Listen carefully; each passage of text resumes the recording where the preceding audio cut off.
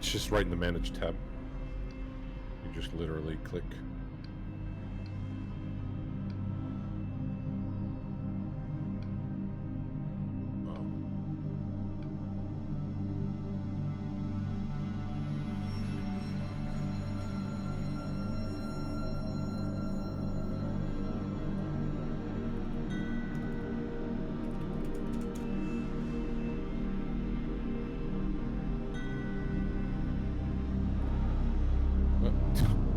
Whatever, I can't spell test today, so much of that. Alright, sending it.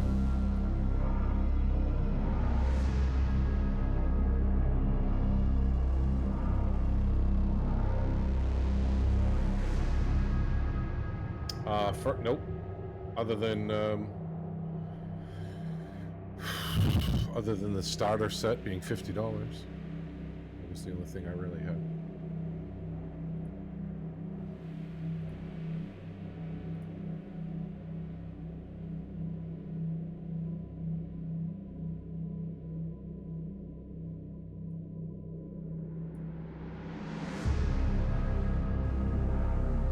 Yep, I'm just gonna change it.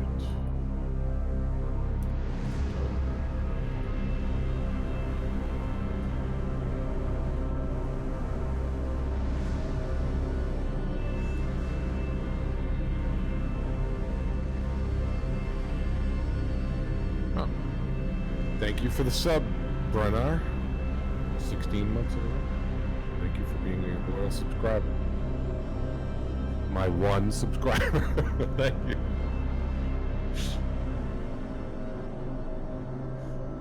Yeah, so the only thing that I had was the starter set, the $50 starter set.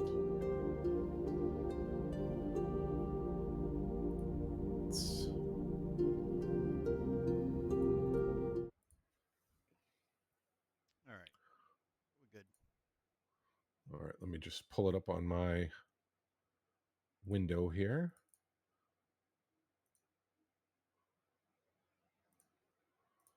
All right, there we go. Heroes of the Borderlands Ultimate Bundle. Oh, actually, sorry, it's $54.99 if you get the Ultimate Bundle.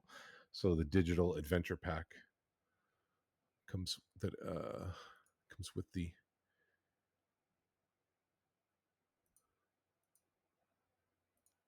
So it looks like you get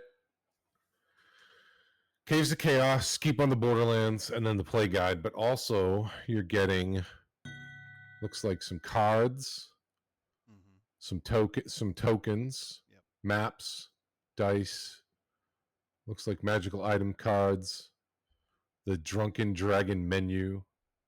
So they're kind of making it more of an all-inclusive bundle, which I think is great, especially for a starter set. Get people, people don't have minis or anything; they can use the tokens. Yep. Especially for monsters. And it looks like they're giving, same as the other cards that they have out there: magical items, monster, and a wilderness adventure booklet, which is pretty good. So, looks like you're getting a lot of items for $50, but I don't know. I don't think it's going to hit with that price point. I think it's if it was 40, yes, but I think at 50 might still be a little too high, in my opinion. Yeah, depending on quality as well. If the quality's shit, then it's not worth $55 in my opinion. Well, I mean, I think the quality you can expect the same as their campaign cases, but you know what happened to those, right? Yeah. They were like, I think they are even still $60 in the store. Let me see. Yep. Let me see. But they were selling at all Ollie's for like $9.99. Yeah, I'll get it when I'll get it when it goes to Ollie's. yeah. Get it when the Let me see price if they is still sell reduced. them. Barnes and Noble has it for $24.99 and they're trying to get rid of their inventory. Where's Marketplace? Here we go. Let's see here. I'm sure people will be trying to sell it for, $400 on eBay when they get it. Well, did they take it out? This used to be on there like just a couple months ago. I looked it up. Hmm. Dungeon Masters, perhaps.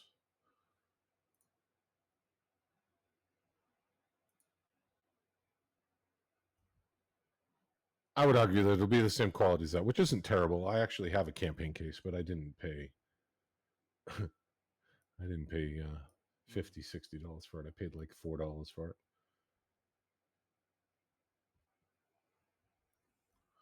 That was all that I had. I mean, it is good that it's a 2024 rule set. Mm-hmm. It should have launched with the books, though. It's kind of weird how they're almost staggering the releases.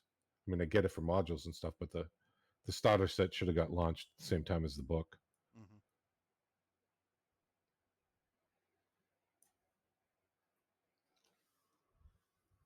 That's all I had. Yeah, I don't know. It's getting to the point with Wizards where they're killing D&D, whether they want to admit it or not. Yeah, I mean, there's a new D&D novel out. Interesting. Yeah, I think they don't even care. I don't think they care as much now about them putting out the TTRPG stuff as they do with the franchising. Mm-hmm. And the AI.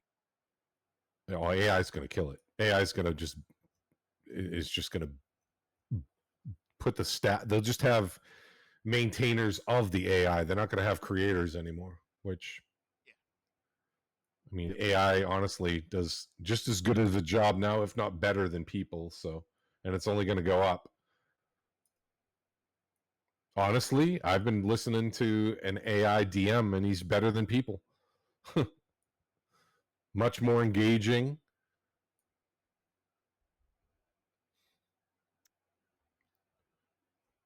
Oh, AI is such shit.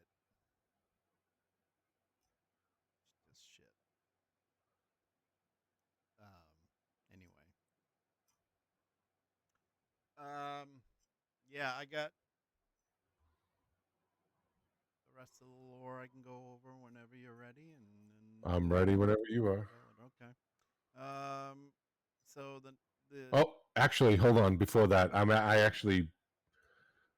to roll that back. Actually, have photos of the starter set, which I didn't have before. Apparently, it's on this website I found. Okay. I don't know if you're looking at my stream. So the box set is a little. I kind of wish that they kept it. I mean, I guess the starter set. I don't really like the art. The art's. I don't know. It's too modern. Definitely doesn't feel thematic with previous releases. I thought they did a pretty good job with the 5e stuff, the new 5e stuff, but this looks a little too, I don't know, a little too stylized. I feel like I'm looking at Dragon Age than Dungeons and Dragons. The artwork, I could put up some artwork of Dragon Age, the most recent game. It looks mm-hmm, almost 1-to-1, mm-hmm. but look what they give you. I mean, they're giving you cards, tokens, maps, three books. We'll see. So Quality is key. scheduled to release in September. I do like that they give you little cardboard minis. That's good. I think that helps people that they're not so reliant on theater of the mind.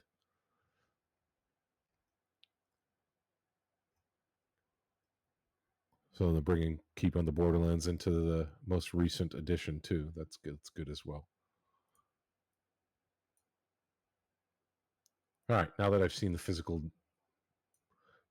bundle, I am good.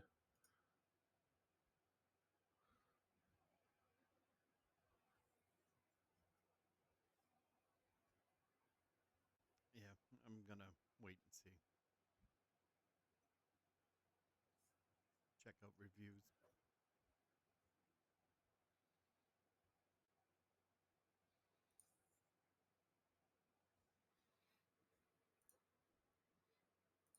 All right. All right, go ahead. Ready? Yeah. Um. So I wanted to talk about.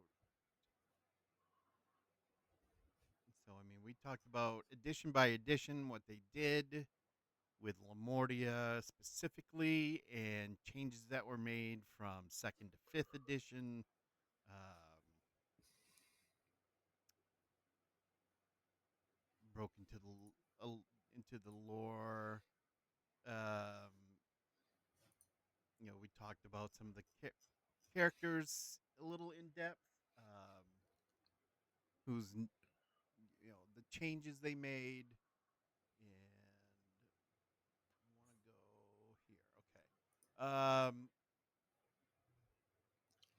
So the thematic re-imaging or reimagining, uh, when they came out with Van Richten's Guide to Ravenloft in 2021. Um, it was, quote, reimagined as an all-purpose domain of mad science. So we went over that last week. Mm-hmm. Um, though they broadened the scope just beyond flesh columns to encompass a wider array of scientific horrors. The domain retains its frozen wilds, but now prominently features industrialized cities where constructs work for the populace and areas of arcane radiation. Um, the text explicitly defines the domain with a steampunk aesthetic, which I know you love steampunk. I know you're a big fan. Not a fan. Infusing it with a more modern gothic industrial feel. Um, the so from what I read, I think All it's the it's a rave. It's all the rave with all the edge lords running around. yeah.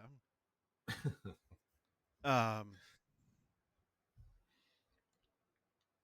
so from what I read, it's a quote stylistic shift that is a deliberate modernization strategy to make the classic gothic horror feel fresh and appealing to a contemporary audience.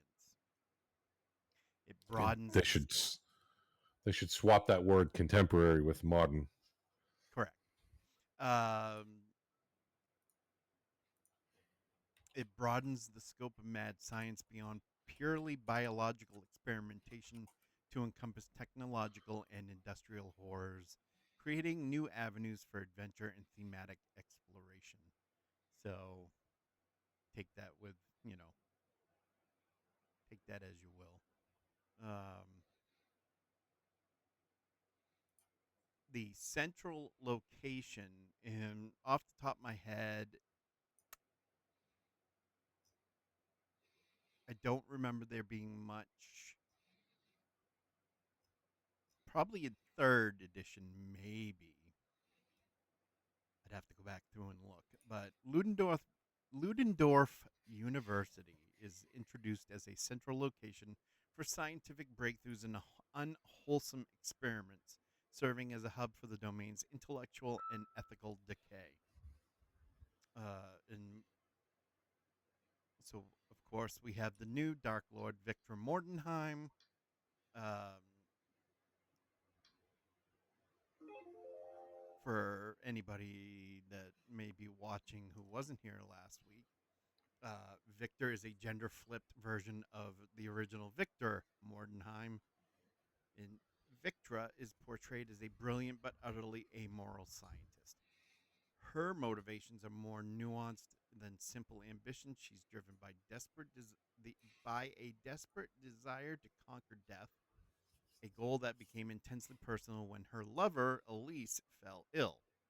Her curse is directly tied to her inability to replicate the unbreakable heart, which is a glowing artifact that keeps her reanimated lover Elise alive. So again, we're going from Victor Mordenheim to Victra in that gender flipping, and Elise, who was Victor's wife in second through, uh, I guess I could say fourth edition, is now Victor's lover. That hasn't changed as far as uh, Elise, the name and the person. Um,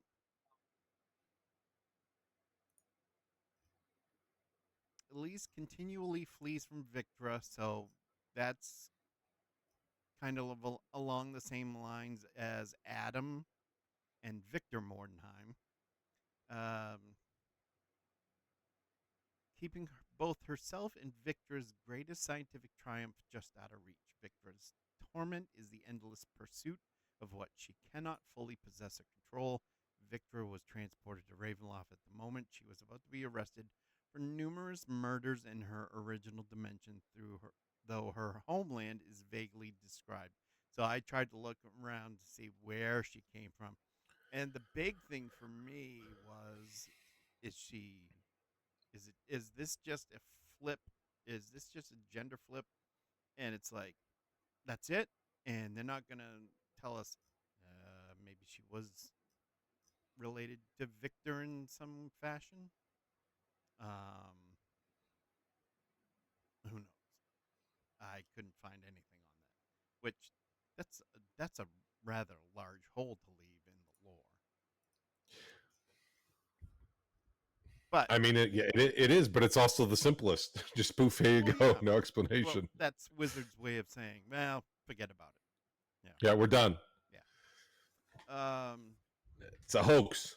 that's right. A notable departure from previous lore is that the citizens of Lamordia now idolize Victra instead of uh, they kind of they kind of were uh,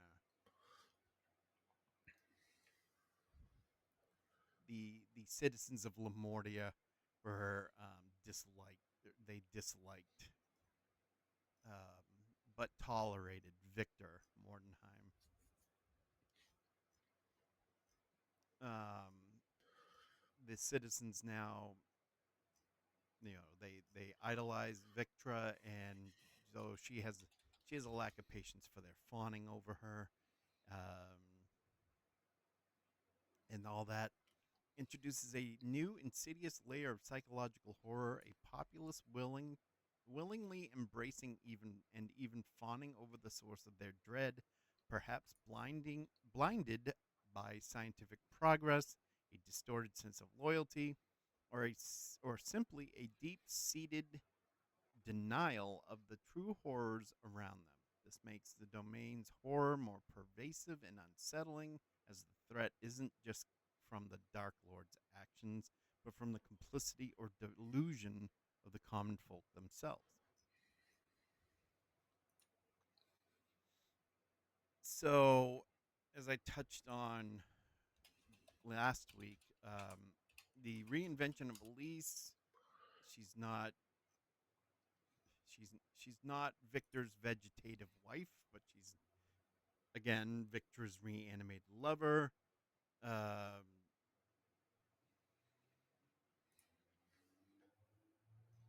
a character whose narratively combines traits and story for purposes from both the original Elise and the original creation Adam. So Elise may be evil, so to speak, but not as evil as Adam. There's no children being thrown off balconies in this edition because they don't. Nothing evil happens apparently in Lamordia anymore. Her reanimation through the unbreakable heart is central to Victor's curse and the domain's ongoing horror. Elise's constant flight from Victra adds a dynamic element of pursuit and psychological torment. Her horror stems from realizing Victor's monstrous actions during her illness and fearing further experimentation, leading her to flee despite their past love. And then we get to uh, the absence of Adam. So no mention is made of Adam's existence. So that'll be interesting to see if DDO or even Neverwinter, for that matter, which I'm playing a lot of right now, even mentions Adam. DDO will DDO mention Adam in some fashion, maybe in some lore as you're going through wherever you're going through, and the same with Neverwinter. Um, you know, is there mention somewhere? If not, I mean, Wizards has done their job completely removing the original one of the original Dark Lords um, and his direct narrative from the current canon, streamlining the story around Victra and Elise. Now, all this was done to, as it says, streamline the story around Victra and Elise.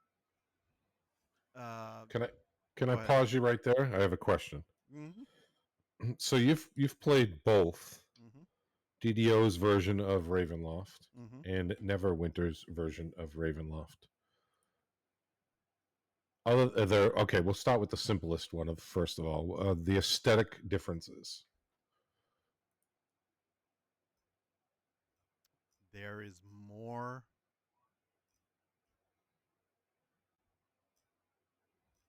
involvement in Neverwinter's version than DDO's version. Involvement in what regard? Story? Story, interaction with the Vistani, for instance. Um, like Madame Eva, for instance, you deal with her, I think maybe twice in DDO, if I'm recalling correctly. In Neverwinter, you deal with her a good deal, and you go to her when you're hunting for the bounties in the area. Uh-huh. I did 4 bounties the other or last week.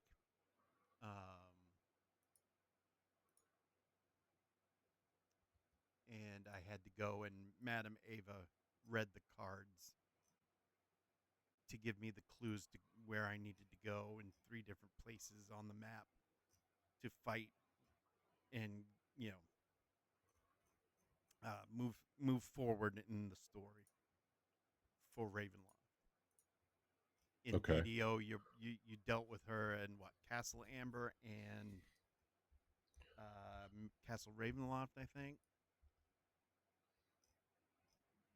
It's been a while. I haven't played, so but Which one was oh, sorry, go ahead. um, it's just a lot more that Neverwinter offers. That may change with the Chill of Ravenloft expansion for DDO, but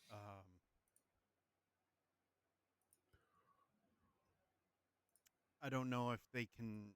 I don't know if they'll have the volume of interaction, lore, and um, what's the word I'm looking for here? I'm blanking on it right now. Storyline. You know, Neverwinter has different storylines that eventually, they branch up, but then they all come back together. I mean, DDO's pretty much linear in that respect.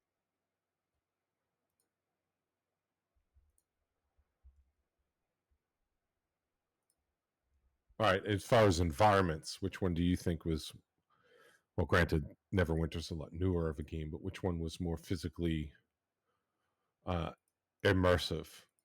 Neverwinter. Yeah, I'm looking at a video right now and it looks pretty good. It's real good. Looking at the castles, I'm Mm-hmm. scrolling through like some of the forest areas, Mm-hmm. some of the villages. Yep. I mean, captures definitely captures the aesthetic Mm-hmm.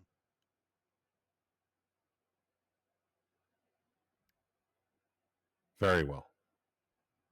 Oh yeah, yeah. It they did a real good. They did an excellent job with the environment of in uh the Neverwinter game. I mean, they Yeah, did Mark. when I ran those quests on Lamania for DDO in Lamordia. They did a good job too. Don't get me wrong. I thought they did a really good job. They also did a really good job with the lore, sort of along the same lines of what they did with Myth Drannor. Mm-hmm. So I think still though Neverwinter has the edge there as far as environment. Just gonna let it play in the background while we talk about it And on my you stream. know how you have red names in DDO. You also have red names in Neverwinter. There's a lot more red names in Neverwinter than there are in DDO. Uh huh. At least I would say at least double.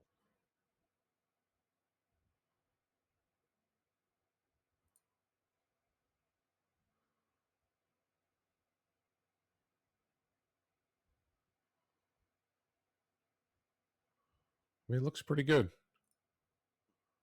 I don't have any sound playing, but looks good. Yeah, you talked to Strahd briefly at the beginning after you Let's leave see. the Oh, here's Viscani. Barovia. Okay, here's a video of Barovia. So let's see. I'm familiar with what Barovia looks like in DDO. It looks like the approach. Wow, that's eerie. How Yeah. look at if you look at my screen, look at how Mm-hmm. similar the pathway to Barovia is. I wish I could side by side it with Neverwinter and DDO. Wow, that looks eerily almost almost 1 to 1. Yes, Wow. there's a lot there's a few similarities. Um, I just think Neverwinter did it better. Yeah, I mean it's also a decade newer, but still. What I think they do a lot better, and you kind of showcased it last time we talked about this though, was your journal. Mm-hmm. You can pop up the journal and read the lore instead of like in DDO you have to just read the quest and it's bare bones. Mm-hmm. But this you actually get a snippet of lore. Yeah. Yep. I feel like they captured the aesthetic a little bit better too in this In in Neverwinter. Neverwinter. Yeah. Yeah, as far as even the clothing, Yeah. like the villagers or the commoners, they definitely captured it a lot better I than think DDO. well, to be honest, and to be honest, I think the game engine that Neverwinter runs on is a lot better than what DDO Yeah, has by far. Um,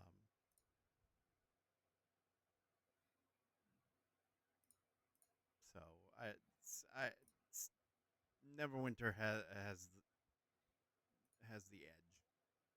It's not really an edge. It's they did a fantastic job um with what they have for Ravenloft. And while there are a lot of differences, there are some similarities, like you said, going into Barovia, for instance. Very, very similar. Yes.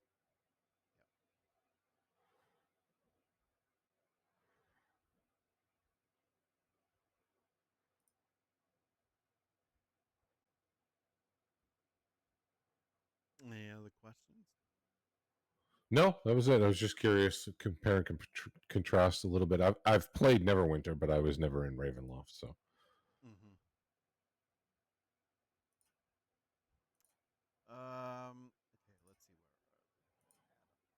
So,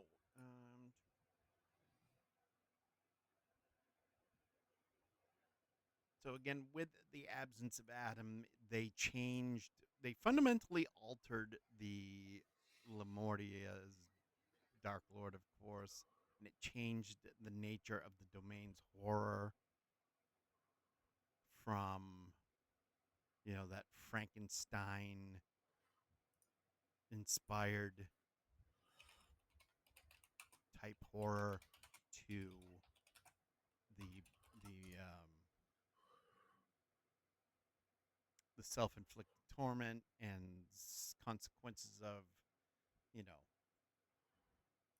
Victor's hubris, which actually aligns a lot more closely to the Frankenstein novel than what they had with Adam, because Adam was just pure evil. Um, so,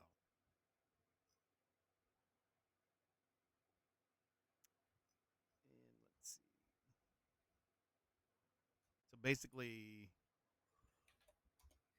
just to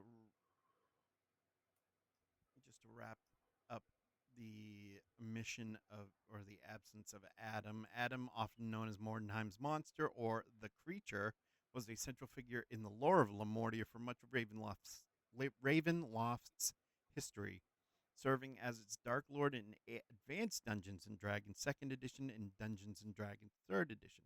His story is a direct homage to Mary Shelley's Frankenstein, exploring themes of creation, rejection, and the nature of humanity.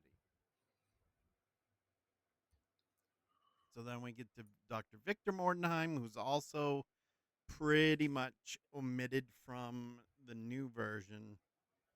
Uh, and Victra is basically, I put them side by side, and it's pretty much a photocopy, just the gender flip. That's all.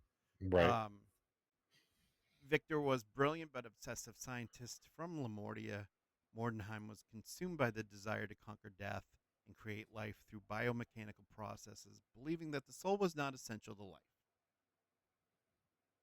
He cobbled Adam together from parts of human corpses, aiming for a perfect form, but the result was a grotesque, scarred, and enormous flesh golem, standing over 7 feet tall with pale gray skin and unsettling features. Unbeknownst to Mordenheim, the gods of his original world, observing his hubris, intervened by imbuing Adam with a soul, specifically Mordenheim's own soul. This meant that while Adam was a construct with the mind of a child, he possessed the deep passions, desires, and dreams of a human. Conversely, Mordenheim, the human genius, became the quote unquote soulless one, driven by an unreasoning, almost automated obsession to cure his wife, Elise. Victor's wife, Elise, was tragically reduced to a vegetative state due to one of Victor's experiments. Adam, yearning for acceptance and love, particularly from Elise, grew increasingly confused and angry when he was rejected. In an attempt to foster empathy in Adam, Victor and Elise adopted a young orphan girl named Ava. However, Adam's jealousy, and I mentioned this last week as well, over the attention Ava received from Elise led to a tragic incident, as it says, where he accidentally, in Whoops. quotes, threw Ava That off a balcony and brutally injured Elise. Oh no, wrong place, wrong time. I mean, it happens. I mean, children flying off of balconies, in castles. Happens all the time. Adam then fled into the mists, eventually taking residence. I love the name, on the Isle of Agony. I love that name. Every time I read that, I think of Martha's Vineyard.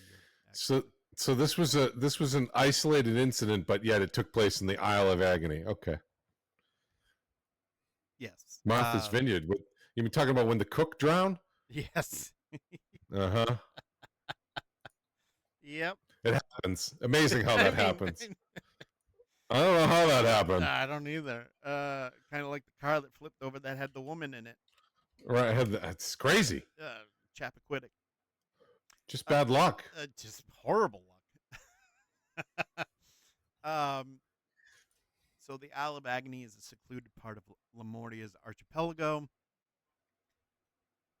As the Dark Lord of Lamordia, Adam's Curse is a module. And let me look up.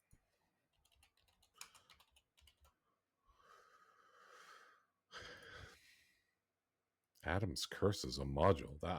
I do not know that one. Let me see if I recognize it by cover. Oh, it's just a picture of him on it. Let me Is see. it called Adam's Curse? It might have been called something else, actually.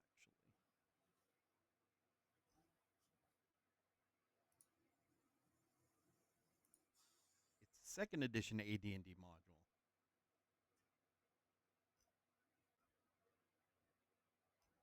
Oh, it's Adam's Wrath.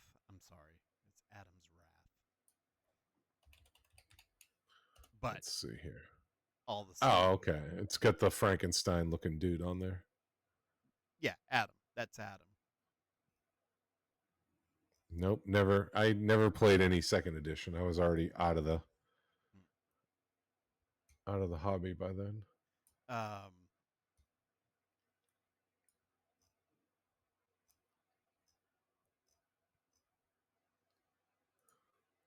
yeah, his Adam's curse was never to find the acceptance, love, or respect he desperately craved. His domain Lamordia perpetually reflected his despised creator Victor, rather than himself, serving as a constant reminder of his origins and his inability to escape his torment. He was immune to cold and could live wildly, but his deepest desire was to be human, a cruel irony given his human soul. Adam's pent up bitterness and frustration often erupted into violence and evil, which is why they took him out of 5th edition. He would sabotage Mordenheim's experiments and attempt to replicate them himself, creating other flesh golems and monstrous creatures. Adam's influence, and I don't remember, and I wish I could, Adam's influence extended to a secret society known as Adam's Children, who were detailed in publications like Forbidden Lore and Van Richten's Guide to the Created, both a couple excellent books back in the day. The adventure module Adam's Wrath provided an in-depth look at Lamordia, often beginning with player characters shipwrecked on the Isle of Agony, forcing them to confront Adam and his creations. Which I played that module. I played that, and let me tell you, that was a fun, fun game. So from what I could gather, with all the research I did, the problematic reasons, and I wanted to actually this is the juicy part where I want your input, how you would feel, even if you didn't play, right? The problematic reasons for Adam's omission from 5th edition. Okay. They wanted to modernize and broaden the horror themes. So the 5th edition version of Lamordia was just reimagined as an all-purpose domain of mad science. Again, moving beyond just flesh golems to encompass a wider array of scientific horrors, including a steampunk punk aesthetic with industrialized cities and arcane radiation. Adam's narrative, while classic, might have been perceived as limiting the scope of horror to a singular monster trope. But yet there's other domains that pretty much have a singular monster trope still, and I will touch on those in a little bit. But what do you think? I, What do you think? I What do you mean, think of that angle? I don't understand how they're saying, "Hey, we're leaning into horror" without it actually being truly horrific, Mm-hmm. while whitewashing the truly horrific portions. Right? Mm-hmm. Mm-hmm. I kind of don't get that. It's almost like what you're dipping your toes into it. Oh, we can't have Adam because he's too horrifying. or what was so problematic about him that you would just decide to drop him off? Mm-hmm. I mean, the way I look at, I was talking with somebody the other day about this. The way I see it is this: I mean, you have serial killers out there that are horrific and do horrific things. It's you can't wipe that from history. I mean, you No, can I mean, try. yeah, I, it's and that's why I've noticed a lot of their newer modules. They just scratch the surface with darkness. They just scratch the surface. You can tell they're writing stuff with a concerted effort, not to offend, not to cause any no triggers, no trauma. It's almost like they tiptoe around. But I guess that's where the DM comes in too, right? Mm-hmm. Hey, you wanna just you can dial it up or dial it down. We're kind of giving you the vanilla. If you want moose tracks, you have to add that in yourself. So I mean, I guess I get it from a marketing perspective. Mm-hmm. It's again, we talk about this all the time. A lot of the stuff that they say was problematic or too controversial in the 1E stuff wasn't even a problem. But I guess society has changed, and It has, for the I better or guess if you're for the for worse. better or for worse, Mm-hmm. depending on what lens you filter everything through. Mm-hmm. Um, so I don't know. I mean, that's honestly, I've been getting modules, a lot of all the modern modules I can, but I just picked up Temple of Elemental Evil from Goodman Games, which is just a 5e a faithful adaptation from the Mm-hmm. 1e. You get both. You get the 1e and the 5e adaptation. I think I'm gonna start picking more of those up and running those. You know, and they just have a different. To me, they just have a different vibe almost. You know, Yep. like baddies feel pretty bad. I mean, don't get me wrong. I do like stories where people are more complex characters, right? Like I don't know if you've watched Game of Thrones, but like Mm-hmm. Jaime Lannister, the Mm-hmm. tragedy that created him. So, I mean, I do get it, Yeah. but then again, that the old stuff's already been written. You can't just keep recycling it over and over and over again. It's just like I don't even enjoy modern movies the same way. Mm-hmm. Yeah. I feel like I am not the target audience for Mm-hmm. modern movies. It doesn't give me the same vibe as movies did when I was a kid. Mm-hmm. Um, they don't tell stories. There's too much to me. There's too much messaging instead of just pure storytelling. Right. Now there are some exceptions, but I guess everything. It seems to me that across all these entertainment genres, everything's kind of being homogenized almost. Mm-hmm. It feels samey. Like storytelling in D&D feels like a story narrative in the Marvel universe. Right. Where I want it to be more Game of Thronesy. Yep. Yep. So the second point is a shift to more nuanced psychological horror. So again, in previous editions, Adam was often portrayed as pure, unadulterated evil, a creature of cruelty and power. Fifth edition again focuses on Victra, the flipped Victor, as the Dark Lord, whose motivations are more nuanced, driven by love and loss, and whose good intentions pave the road to darkness. This shift allows for a deeper exploration of the creator's self inflicted torment and the moral ambiguities of scientific advancement rather than a straightforward good versus monstrous evil narrative.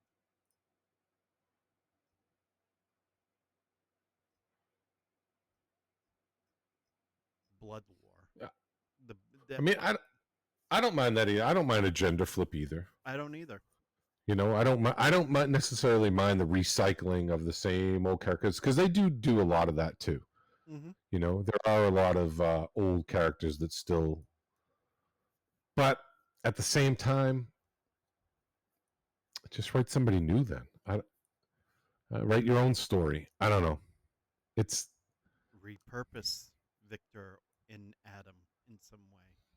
Yeah.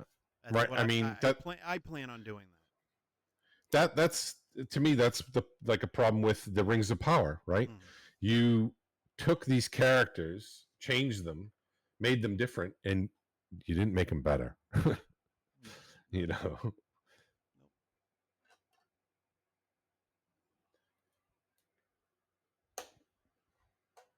Um, Third point is reinvent characters to combine narrative roles.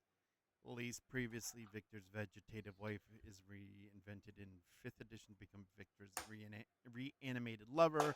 This new Elise narratively combines traits and story purposes from both the original Elise and the Doctor's creation, Adam. By merging these roles, the narrative becomes more focused on the dynamic between Victra and Elise, with Elise's constant flight and the unbreakable heart becoming the central torment for Victra. This effectively makes Adam's separate existence redundant to the new core narrative. They could change that. I mean, the way I see it is this.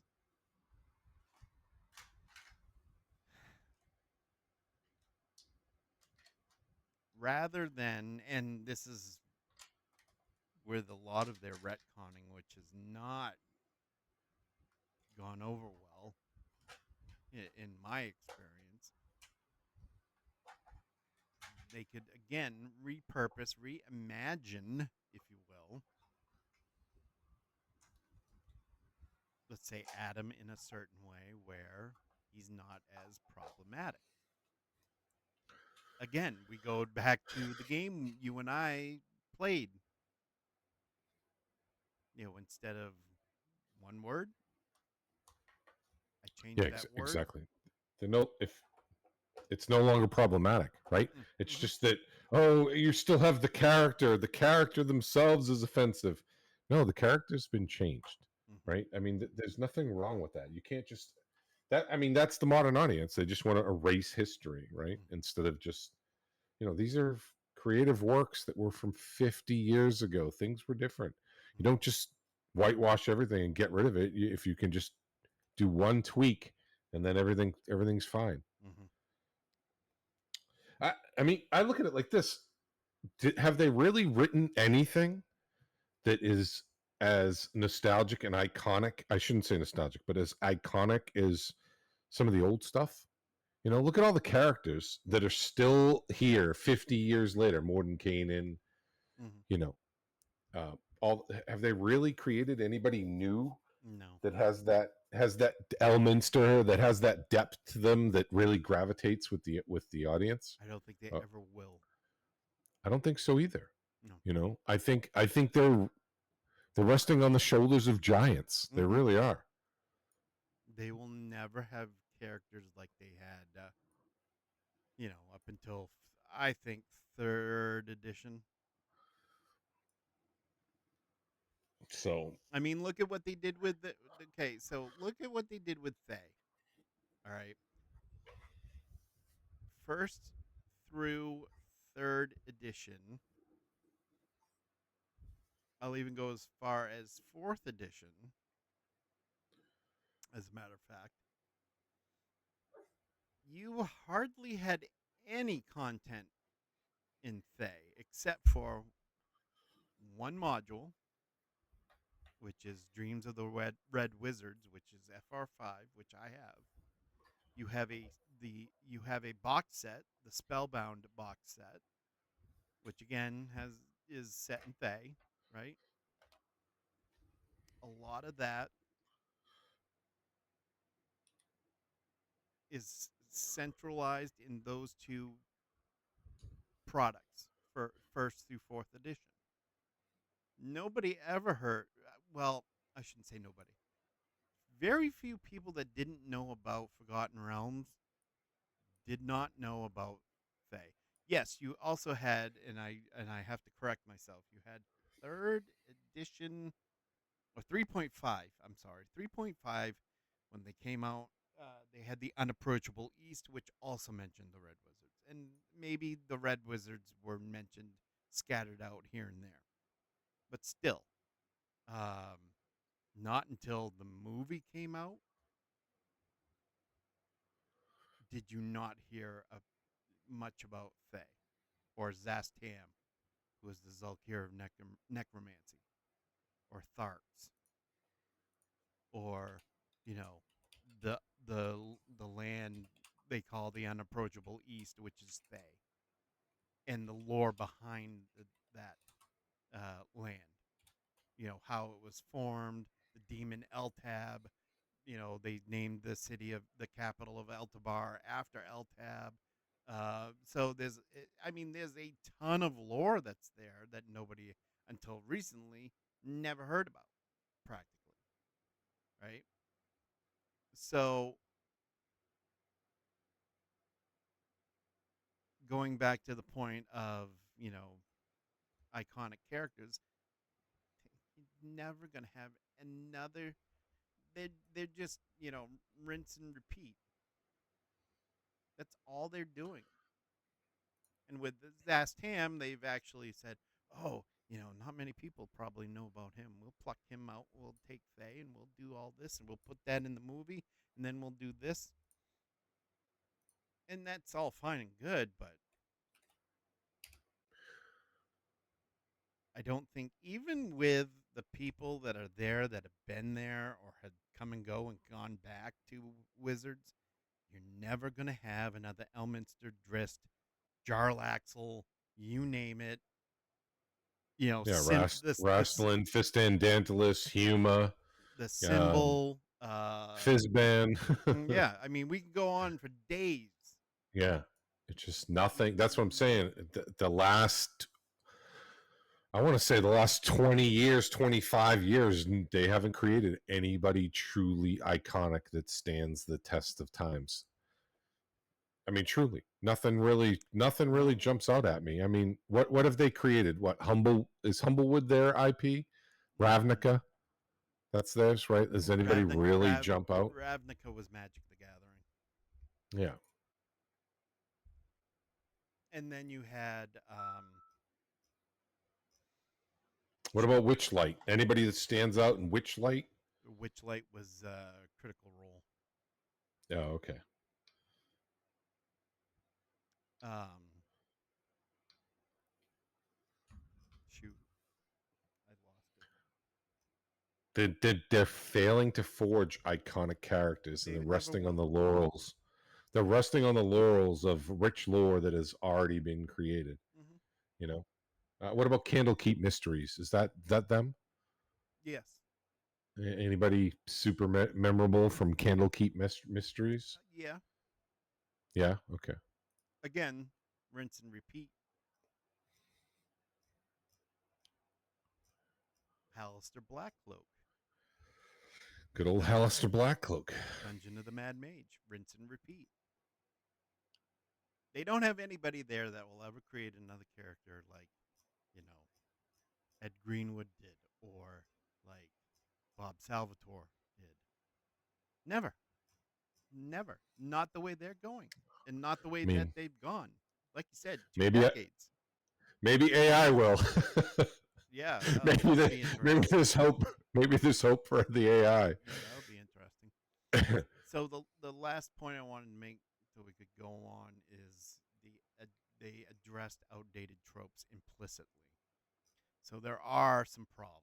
There were some problems that were addressed from when the Curse of Strahd came out, from that book and Van Richten's guide. So the big things were this: they made efforts to revise other domains and characters to remove the Orientalist tropes, and for example, Harakir. And I'll mention that. I'll discuss that a little bit later. And problematic stereotypes like the Vistani. So the word gypsies. A lot of people didn't like that, you know. And I get it. I read into that, and I get it. You know, there are people that don't want to be known as beggars and you know wanderers. Again, goes back to the same thing as that we talk. Just change the word then. Mm. Create a new word for it. So Keep the trope because the trope exists for a reason. Because it it does. It does. keep the trope. Just change the name. If you're worried about offending a group of peoples, then just change the name. To come up with a new name for the same reference as gypsy. You don't think there would be you don't think there would be beggars in Waterdeep? No, Oh yeah, definitely. nobody begs. No, not There's at all. Not in nobody, fifth edition. nobody. There's nobody at intersections begging. No, no, not at You know, all. it's funny because while I was driving home today, I drove through probably 20 intersections and saw at least Yeah, 4 different beggars yeah. at spread out across multiple intersections. Mm-hmm. So I don't know.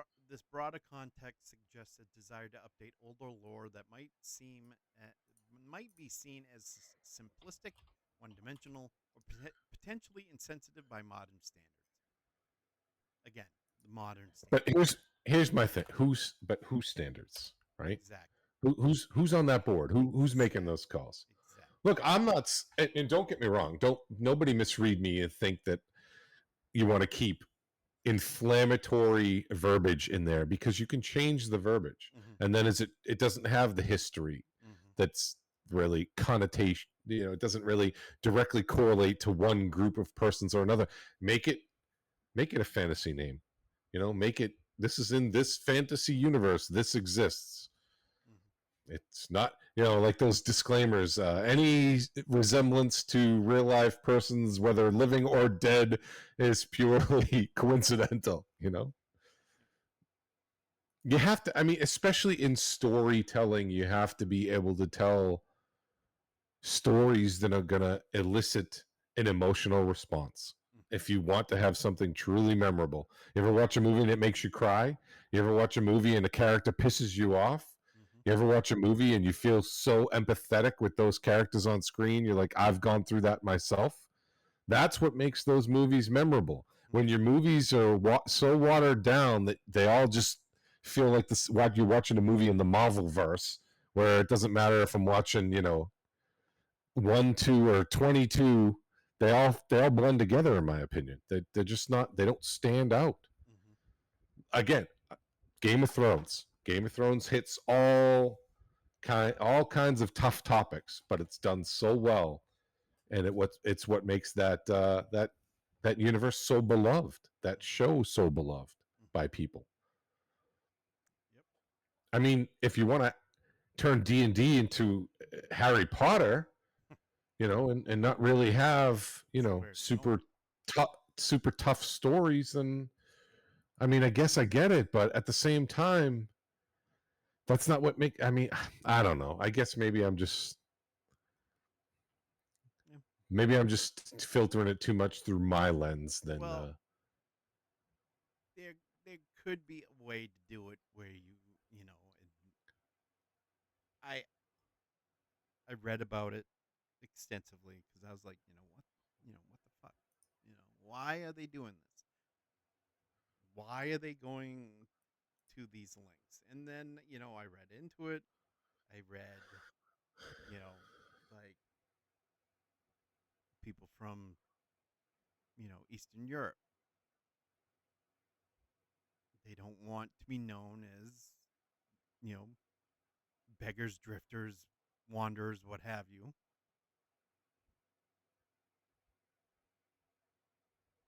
They let their feelings, and that. I was fine with it. Just like the whole I mean, gender flipping thing is.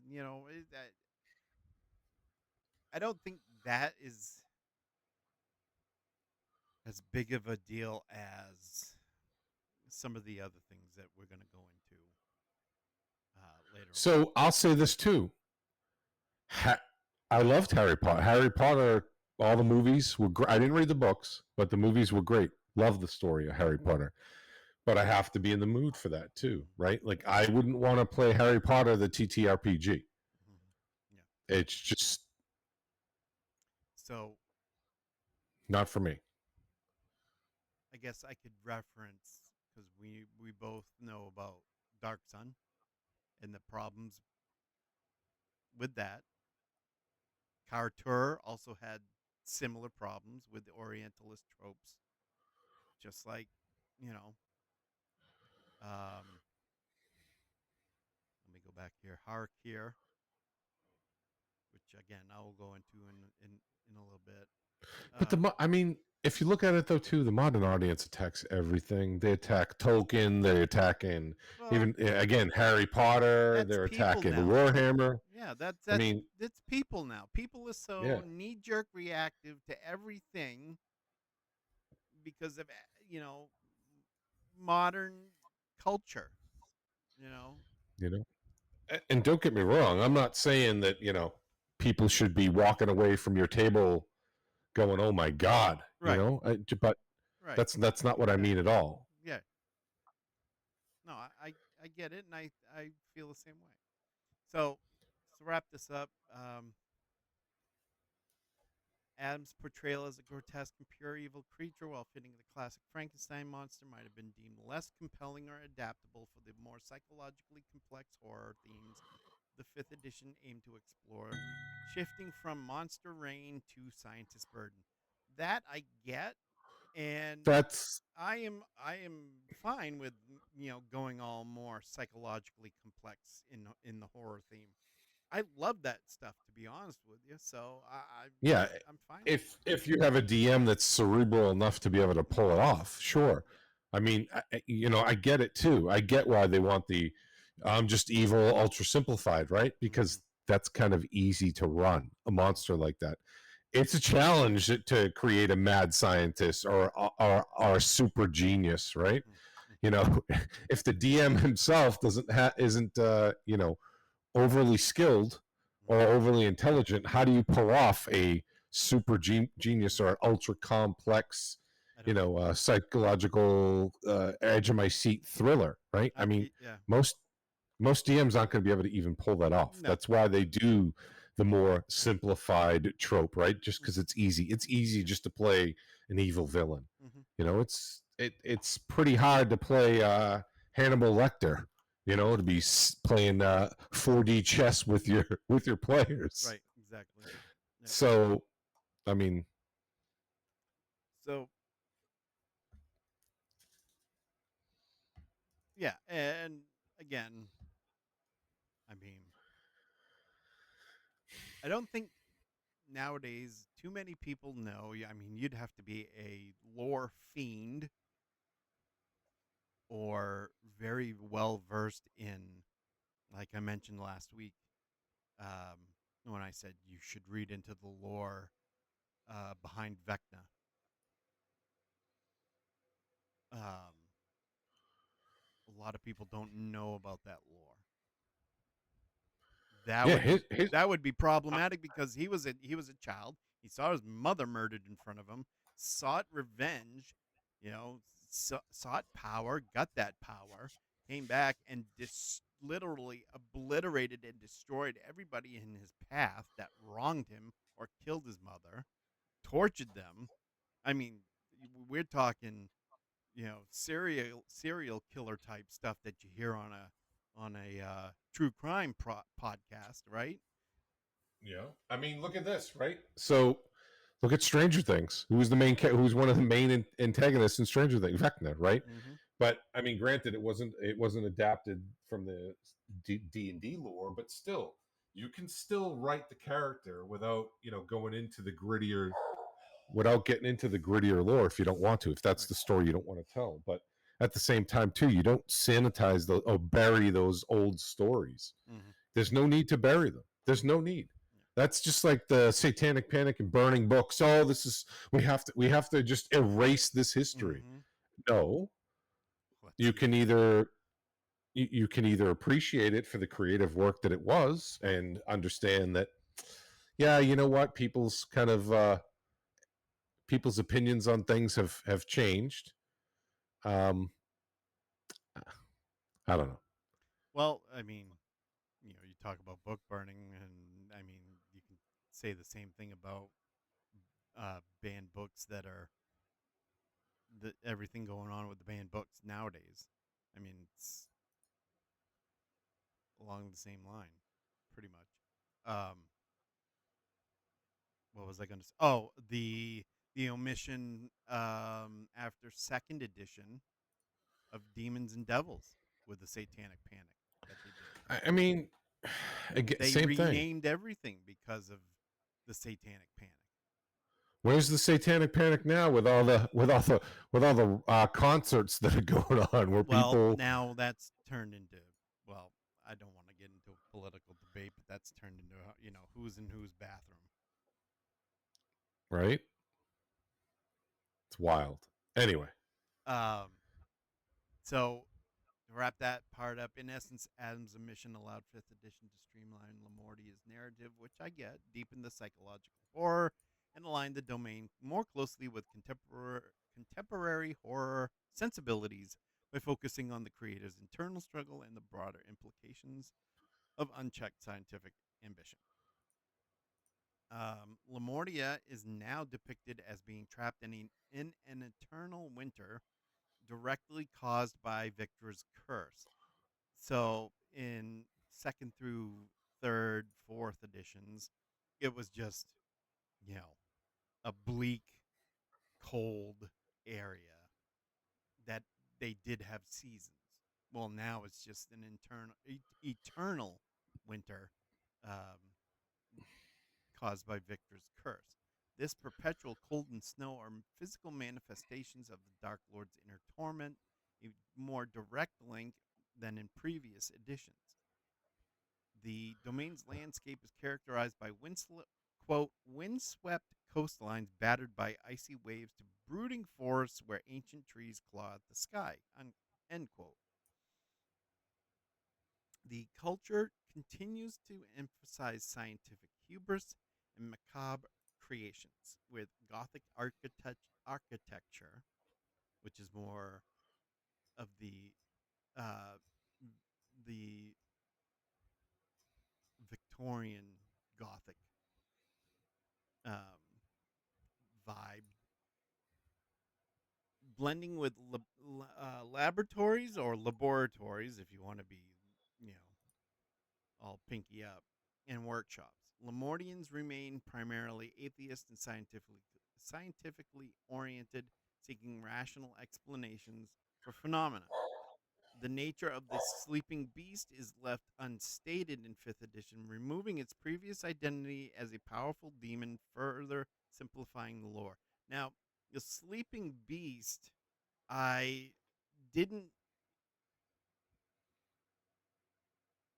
I didn't I didn't add anything to that. Sleeping Beast.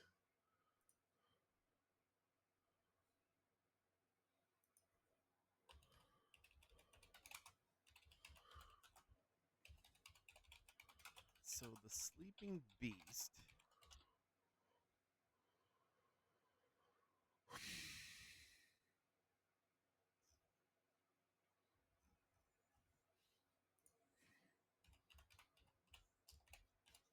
come on.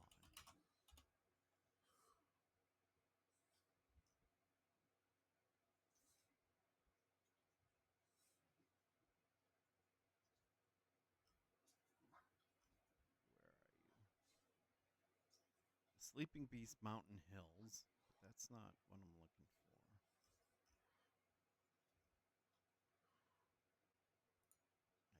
can't stand sleeping.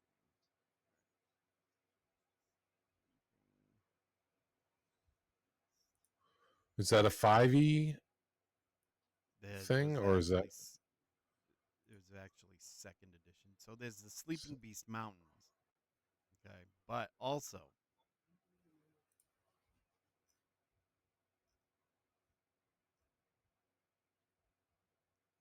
the Sleeping Beast, also known as Baltoy, and I'll throw this into chat here.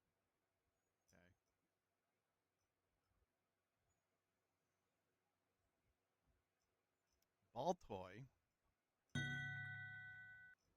is a Tannerai Merilith who resides in a dormant state within the mine shaft in the eponymous.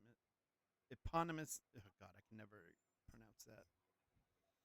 Sleeping Beast Mountains in Lamordia. She was a major tactician in the ongoing blood war that takes place in the lower plains, and under her leadership, the armies of chaos suffered a major defeat, and as punishment, she was imprisoned in Ravenloft by a major evil power, and was also stripped of her ability to gate in Tannerai and reinforcements. The Demiplane saw fit to replace this loss with a gift in growth of her overall size and power, making one of the most deadly enemies on the Demiplane even more dangerous. Upon discovery of her, she was sealed into her mountain lair by a sorceress named Ezrine. She is currently asleep, but the power of the spell is waning daily. So this, according to Van Richten's Monster Hunters Compendium 3, Baltoy's current corruption index is 20. So I don't know if they have corruption index anymore. I don't think they do in in the new edition. Um, and just as a side note, corruption index is a gauge measuring how many power rituals a planar outsider, such as a fiend or a celestial, has employed, regardless of success. And her land based powers cause insanity, confusion, corrupt life, hyper regeneration, and mass charm. And her reality wrinkle is 80 feet in diameter. However, according to Ravenloft Gazetteer Volume 2, her current corruption index is 0. She has no land based powers, and her reality wrinkle is 400 feet in diameter, though when she awakens, it will grow to 40,000 feet. Her fiendish phylactery is a huge uncut black diamond. She is the most she is the most powerful evil outsider residing in Ravenloft at the present as of um, third edition or 3.5. So that is the Sleeping Beast.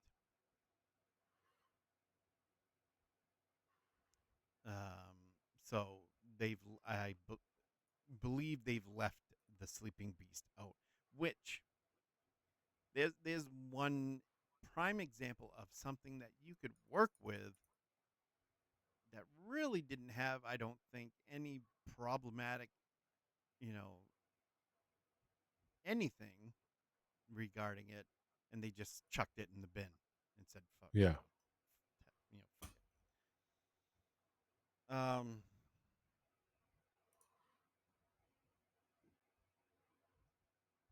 So the extensive and fundamental changes in Van Richten's Guide to Ravenloft for Lamordia, including the gender flipping of Mordenheim, the complete removal of Adam, the reinvention of Elise, represent a strategic decision to refresh the setting for a new generation of players. This approach addresses previous criticisms, such as potentially problematic tropes or a perceived lack of depth beyond the Dark Lord, and aligns the domain more closely with contemporary horror sensibilities, emphasizing psychological torment, body horror, and a broader mad science theme. This strategy aims to ensure the setting's longevity and appeal to a more modern audience, which you're you're gonna see that with tabletop gaming. It's, you know, oh, we want to draw in the people that are going to be playing in the future, not the ones that are, stuck in the past, for lack of a better term. I get it. I mean, eventually our generation probably, sooner rather than later is all going to die off. Mm-hmm. So So you go ahead. you want those new players, for them to get them for the next 50 years. Mm-hmm. So I mean, I do get that.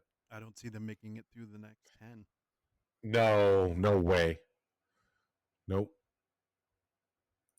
So I wanted to discuss the major retcons and narrative shifts across the editions as far as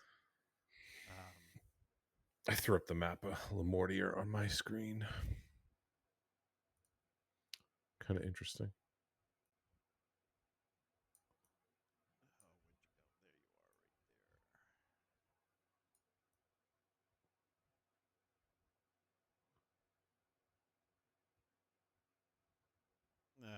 his ads. Of course. You get a sub, like, smash that button, hit the bell for notification. What Uh, when you come on once a month? yeah, that's well worth the value. Right? Yeah. Once every 2 months, $7.99 for one. $14.99 Yeah. for 1 2 hour. Yeah. Yeah, Why not? why not? It's worth it. Um. Yeah. No, Lamordia is a interesting. Excuse me. Interesting place for sure. Um. It's not very big, but it is cool. Yeah, it's Oh, very the small. Sleeping Beast. I see the Sleeping Beast now. It looks like a mountain range to the south. It It's right is there a on the map. yeah. It's a mountain range, but it's also the name of that Marilith as well. Um. So again, Dark Lord, the significant transformations. Dark Lord identity. I'm not gonna. I'm just gonna really skate through this next part here. The Dark Lord identity, going from Adam, and to be honest, Baron von Obrecker was, kind of the figurehead, to Victra, Elise's role, Mordenheim's gender and motivations, the sleeping beast. So its nature changed from powerful imprisoned demon in earlier editions to an unstated, less significant entity in fifth edition, simplifying the domain's underlying supernatural threats. Climate, public perception of the Dark Lord, and the planar location of Ravenloft, going from its own being a demiplane in the ethereal plane, second and through third 3.5 edition, to a nasty pocket in the corner of the Shadowfell from fourth through the current edition. The dark powers is a catalyst for lore changes. So the mysterious dark powers are frequently invoked as an in-world explanation for these inconsistencies and the dynamic evolution of the domains as well. They are the ultimate arbiters of Ravenloft's reality, capable of rewriting history, misting in new elements, or altering the very fabric of a domain to suit their inscrutable, tormenting will. This narrative flexibility allows the setting to adapt and evolve across editions without completely breaking its internal logic. This concept of the dark powers actively shaping and changing the domains and even their history functions as a meta narrative mechanism that justifies the living, evolving nature of Ravenloft's lore itself. This means that inconsistencies are not merely errors to be corrected, but rather manifestations of the demiplane's inherent instability and the dark power's whimsical, terrifying will. This empowers dungeon masters to embrace the fluidity of the setting rather than being constrained by rigid canon, fostering creativity and adaptability at the tabletop, which I get that. You know, that's your homebrew element right there. See what, you know, see as you do, see as you will, see as you do fit. How can DMs reconcile or utilize these discrepancies? Dungeon Masters have the flexibility to choose which edition's canon they wish to adhere to, or they can creatively blend elements from different editions to construct a unique version of Lamordia that best suits their campaign's themes and desired horror elements. So you can, again, like you said, you could dial it up, you can dial it up to 11 if you want, or you can dial it down to 1. If you want Disney Lamordia, right? Exactly. Exactly. And Um, and that definitely, I've seen it already. And the mhm, group I'm playing with, we've swapped out a couple people that DM, and they DM wildly different mhm. than kind of even it's like very very whimsical, very very goofy, very very campy, and it's tough because it's definitely odd to me it changes the vibe, in my opinion. And I don't know, like, I don't like that, right? I don't like the Harry Potterification of D&D, but some of the players do. Yeah. It's tough to find the balance. Yep. Um,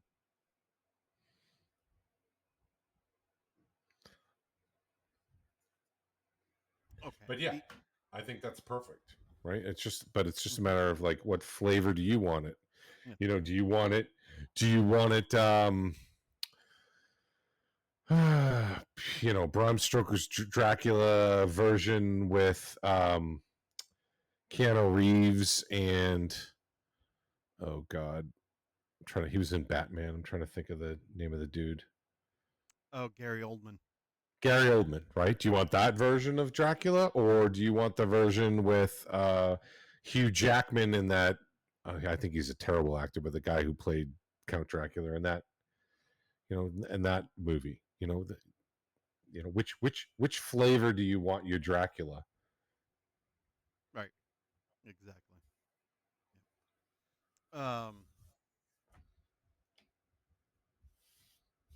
Yeah. I The like it more serious and more dark, and not as goofy. mhm. You know, that's the kind of Well, Dracula I like, because it's.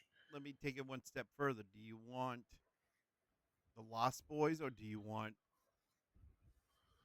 um, Twilight? Do you want Can I go real? with neither? You don't. You didn't like the Lost Boys Lost Boys was okay. compared Definitely to don't want Twilight, but okay. but a lot of people do. Vampires Like, don't sparkle. a lot of people do. There's one particular player. They have a lot of erotic encounters in their sessions. I could care less. Like, drop that off for me. I have no interest. But for them, every chance they can, they lean right into that. Mm-hmm. Um, so So the unpredictable nature of the mists themselves can be leveraged as a powerful plot device to explain why different versions of domains or characters exist, or why player characters might experience shifts in reality or encounter contradictory information. Furthermore, inconsistencies can be reframed as reliable narration from different in world scholars, historians, or even the Dark Powers themselves, adding a layer of mystery and uncertainty to the setting, which I like that. You know, it, you could go in and you could play and you could have you know things go one way, and then you catch a break and you get out and you're still doing a campaign, and then all of a sudden, boom, you're back in, well, after a period of time, and it's different. it gives you excuse not to draconically adhere to the lore, because you know how you have the lore nerds, right? Where they're like, actually, you know, it definitely allows some lore flexibility, which I Mm-hmm. think is good. Mm-hmm. Because you know how people are. Mm-hmm. Well, if in the book, yeah, well, we're not running that module. We're adapting. You know, it's in the.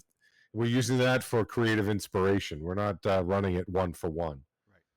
Right.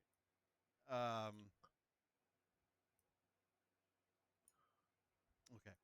So the other potential problematic tropes and issues. Now we're getting to the juicy part. Yeah, let's get into the. Give me the tea. Let's go. So I get the Orientalist tropes and stereotypes. I get that. And that was one of the most significant areas of revision in 5th edition Ravenloft was the removal of Orientalist tropes and problematic stereotypes, particularly concerning the Vistani and the domain of Har Akir. The Well, Vistani, go ahead, go ahead. okay. I mean, I get that, right? So, one of the groups that I played with, we had two. What's it? Is it Asian persons of Asian descent? Mm-hmm. So I could see where, if I was a player, you know, would I want a certain species or ethnic group to be all a bunch of fast talking, drunken brawlers that are reminiscent of the Irish, right? However, look at dwarves. I mean, I think in every show, every book, every audio CD, they're all Scotsmen. You know, laddie and lass. I mean, that's not a trope. You know, you don't hear anybody raising Cain about the dwarves, how, you know, how they're akin to persons of Scottish descent, Mm-hmm. right? They're not screaming, "Oh, change the dwarves." Mm-hmm. I mean,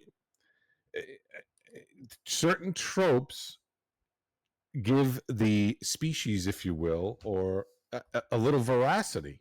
Mm-hmm. I mean, I get where they're coming from when they're telling stories. It's just like, you know, Tolkien stories. You Mm-hmm. know, certain areas were reminiscent of places in the UK because it helped ground them in reality. You're using that for creative inspiration. I mean, I Right. get it, but at the same time, too, like I, I don't know. It's tough to make everything so neutral. Mm. Yeah. Well, let me go into the Vistani because Go ahead. I got Why a are they good so problematic? I got a good chunk here. Maybe it'll clear up a little bit of, or maybe all of it for you. So the Vistani in earlier editions, they were a nomadic ethnic group, and they were heavily based on stereotypical and often pejorative depictions of the Romani people. Their portrayal included mystical powers and curses. So the Vistani were often depicted with innate magical abilities such as curse potency, the evil eye, and the sight, which was divination magic. These were which were often associated with Romani people in popular culture. While these powers were integral to their lore, they reinforced stereotypes of a dark, mysterious people. Okay, so you just change that to a dark, mysterious people that don't have anything to do with the Romani people. Um, the the site was a gendered ability. The site was specifically allowed only among Vistani women, with male infants detected to have it being slain, a problematic and rigid gender role. Wandering charlatans. So this was what I read So, about mostly. I'll be done in a I minute. I'll be done in a minute. yeah, sorry. Wandering charlatans, despite some efforts to remove descriptions of them as uncivilized drunkards, there you have the Irish, they were still generally portrayed as wandering charlatans and forced nomadism. A game mechanic called static burn afflicted Vistani who stayed in one place for more than a week, forcing them to move or lose their mystical powers and become outcasts, which they call Mortu, Mortu. This mechanic enforced a stereotypical nomadic lifestyle. Go ahead. All right, here, this just backs up my points, right? And this is what I'm talking about. Like people want to just whitewash history, and people take certain creative inspirations from, oh, I don't know, history, Mm-hmm. where it's actually cemented in reality. You know, so Romani peoples in the United States. The Romani or Roma are a nomadic ethnic group, Mm-hmm. often pejoratively referred to as gypsies, who have been in the Americas since the first Romani people reportedly arrived on Christopher Columbus' third voyage in 1498. The largest wave of Romani immigrants came from the Balkans, Transylvania, Wallachia, Moldavia region of the 19th century following the abolition of slavery in Romania in 1864, right? And then it Mm-hmm. goes into early Romani immigrants listed in such diverse occupations as, and where are we? Sounds like Ravenloft, farmer, laborer, showman, animal trainer, horse trainer, musician, coppersmith, amongst others. To the census taken in the 19th century, Romani American men tended to pursue nomadic European occupations, while Romani American women often practiced fortune telling. I mean, I, how is that necessarily problematic? It's just a historical fact. There's nothing offensive about there. There's nothing triggering about that. And I can see where you would take, especially if you were writing a fantasy fiction of a culture that wasn't found commonly in the United States, and it would be different and interesting to young adults wanting to learn about different cultures in a fantasy setting, and having some being grounded in actual reality. It leads to the credence and veracity of the subject matter, in my opinion. But Right? I mean, you're not belittling them. You just said that, hey, they tend to engage in this kind of lifestyle. These are kind of the jobs that they engaged in, and this is what we're going to use as the Vistani. I mean, I could see if they call them the Romanis, sure, then I would say it's problematic. mm-hmm. But you're literally calling them the Vistani. What? Well, that goes with, somebody's always got to be bent out of shape about something if they feel like it's a personal attack on themselves. Now, I could also say, yeah, but you're not a Romani. You're not of Romani descent. So how would you know? How would you know how they feel? I mean, you can go either way with this thing. Right. I mean, you can, but I mean, but to just, well, let's just remove them all from even telling those stories that don't even have those tropes. Well, again, Uh, yeah. we have to have them open up coffee shops or something. Or they have to be, now, Right. now they're known for being scholars and librarians. Mm-hmm. I Well, mean, there's your retooling and your reimagining right there. exactly. This Just also all, goes back to your point where, you know, is Wizards morally bankrupt as far, or is Wizards uh creatively bankrupt?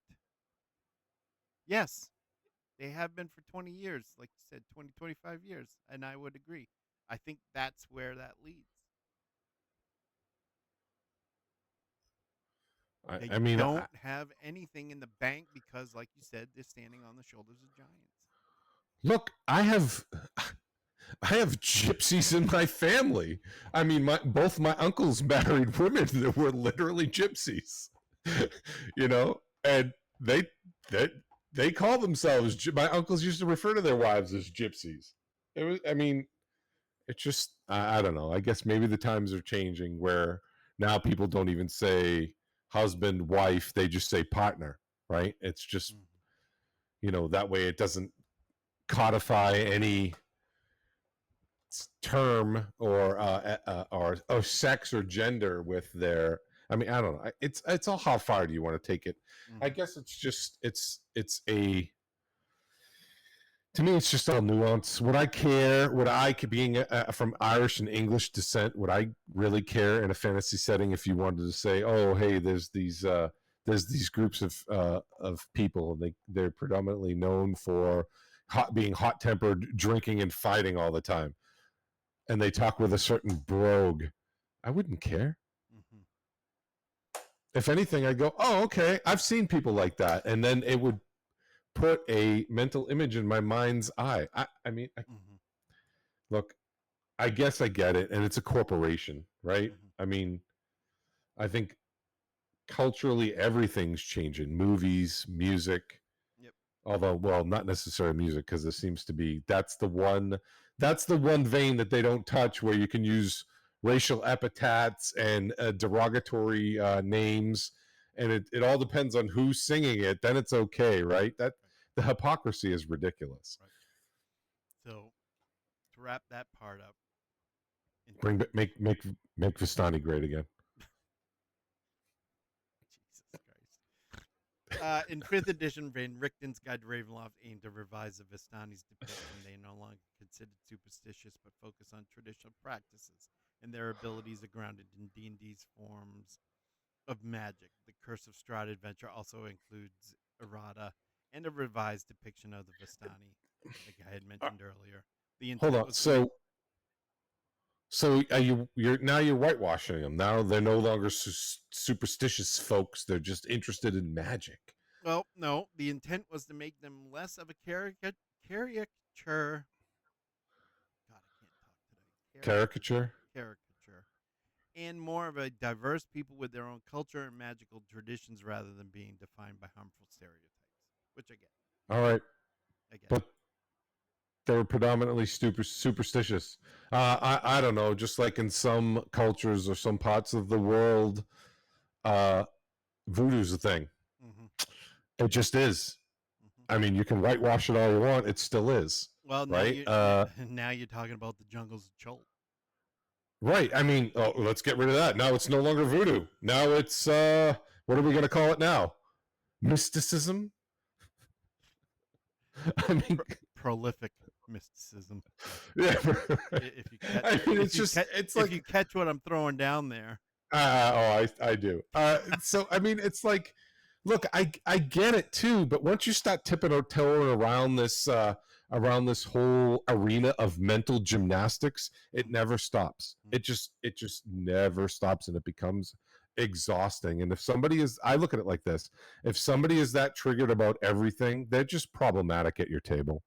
They're just they're going to be exhausting. If we're just telling a narration, and unless you're, you know, it, I don't want to play with somebody like that. And I'm not saying, it should be you know, a meeting of intolerance, but come on. Mm-hmm. There's nothing wrong with saying somebody's a superstitious people, Mm-hmm. a superstitious lot. Mm-hmm. I remember. Okay, so dwarves are now no longer inherently mistrusting of magic. I mean, remember when that was a trope? Orcs are not evil anymore. Drow are not evil anymore. Right? Elves aren't intelligent and have an affinity for the magics. Correct. So I don't know. let's go into some of the other domains in Dark Lord real quick before I wrap this up. Make superstition great again. Yep. Harakir and Anktepot. The domain of Harakir and its Dark Lord Anktepot were previously inspired by ancient Egypt and utilized Orientalist tropes. Anktepot, a mummy lord, was described in ways that evoked and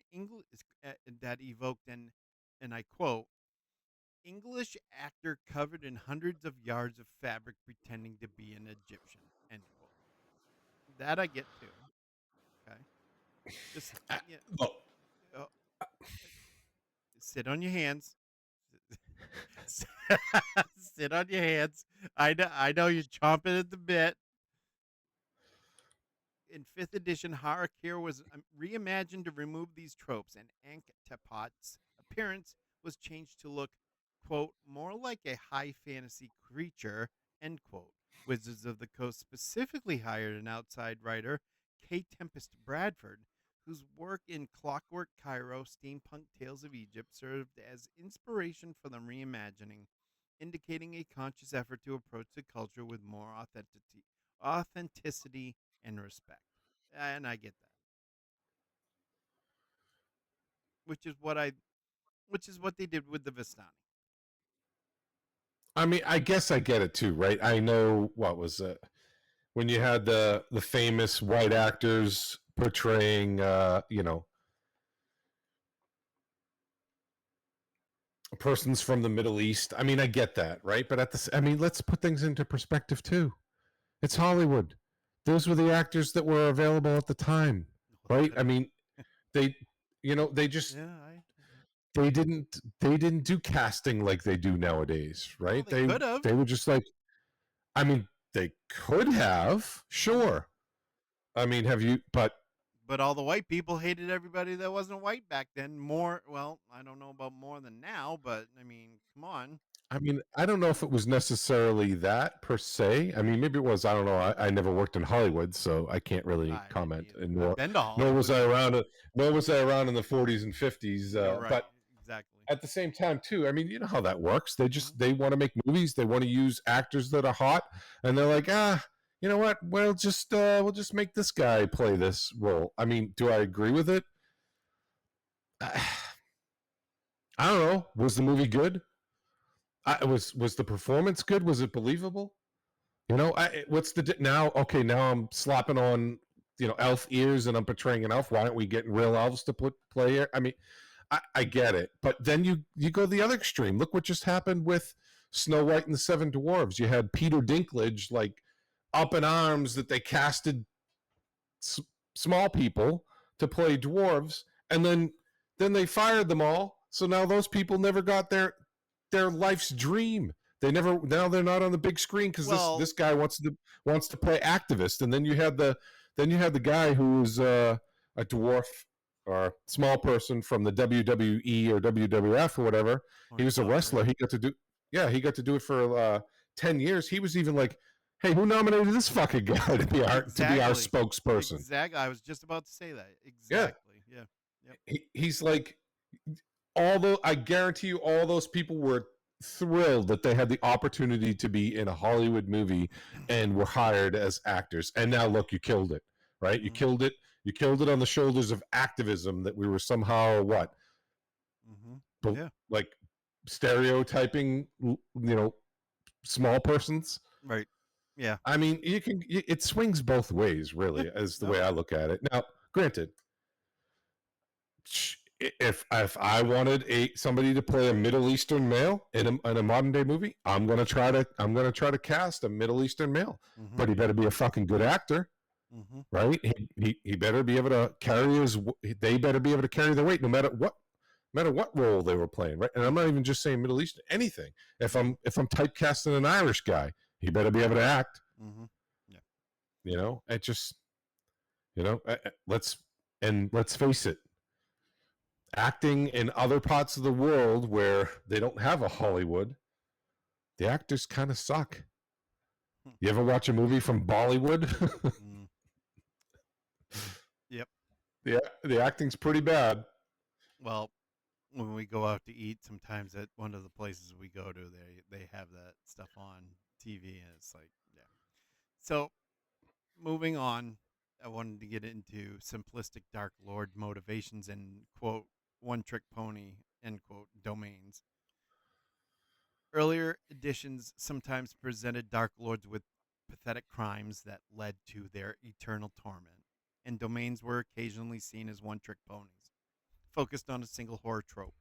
This could lead to less nuanced villains and less dynamic settings. So the I, leaning into, oh, this was Frankenstein inspired, or this was Dracula inspired, or this was the Mummy inspired, or so on and so forth. Falk Falkovnia, okay. In its original incarnation, Falkovnia's Dark Lord was Vlad Drakov, and you can guess where this one's headed. Which direction this is going.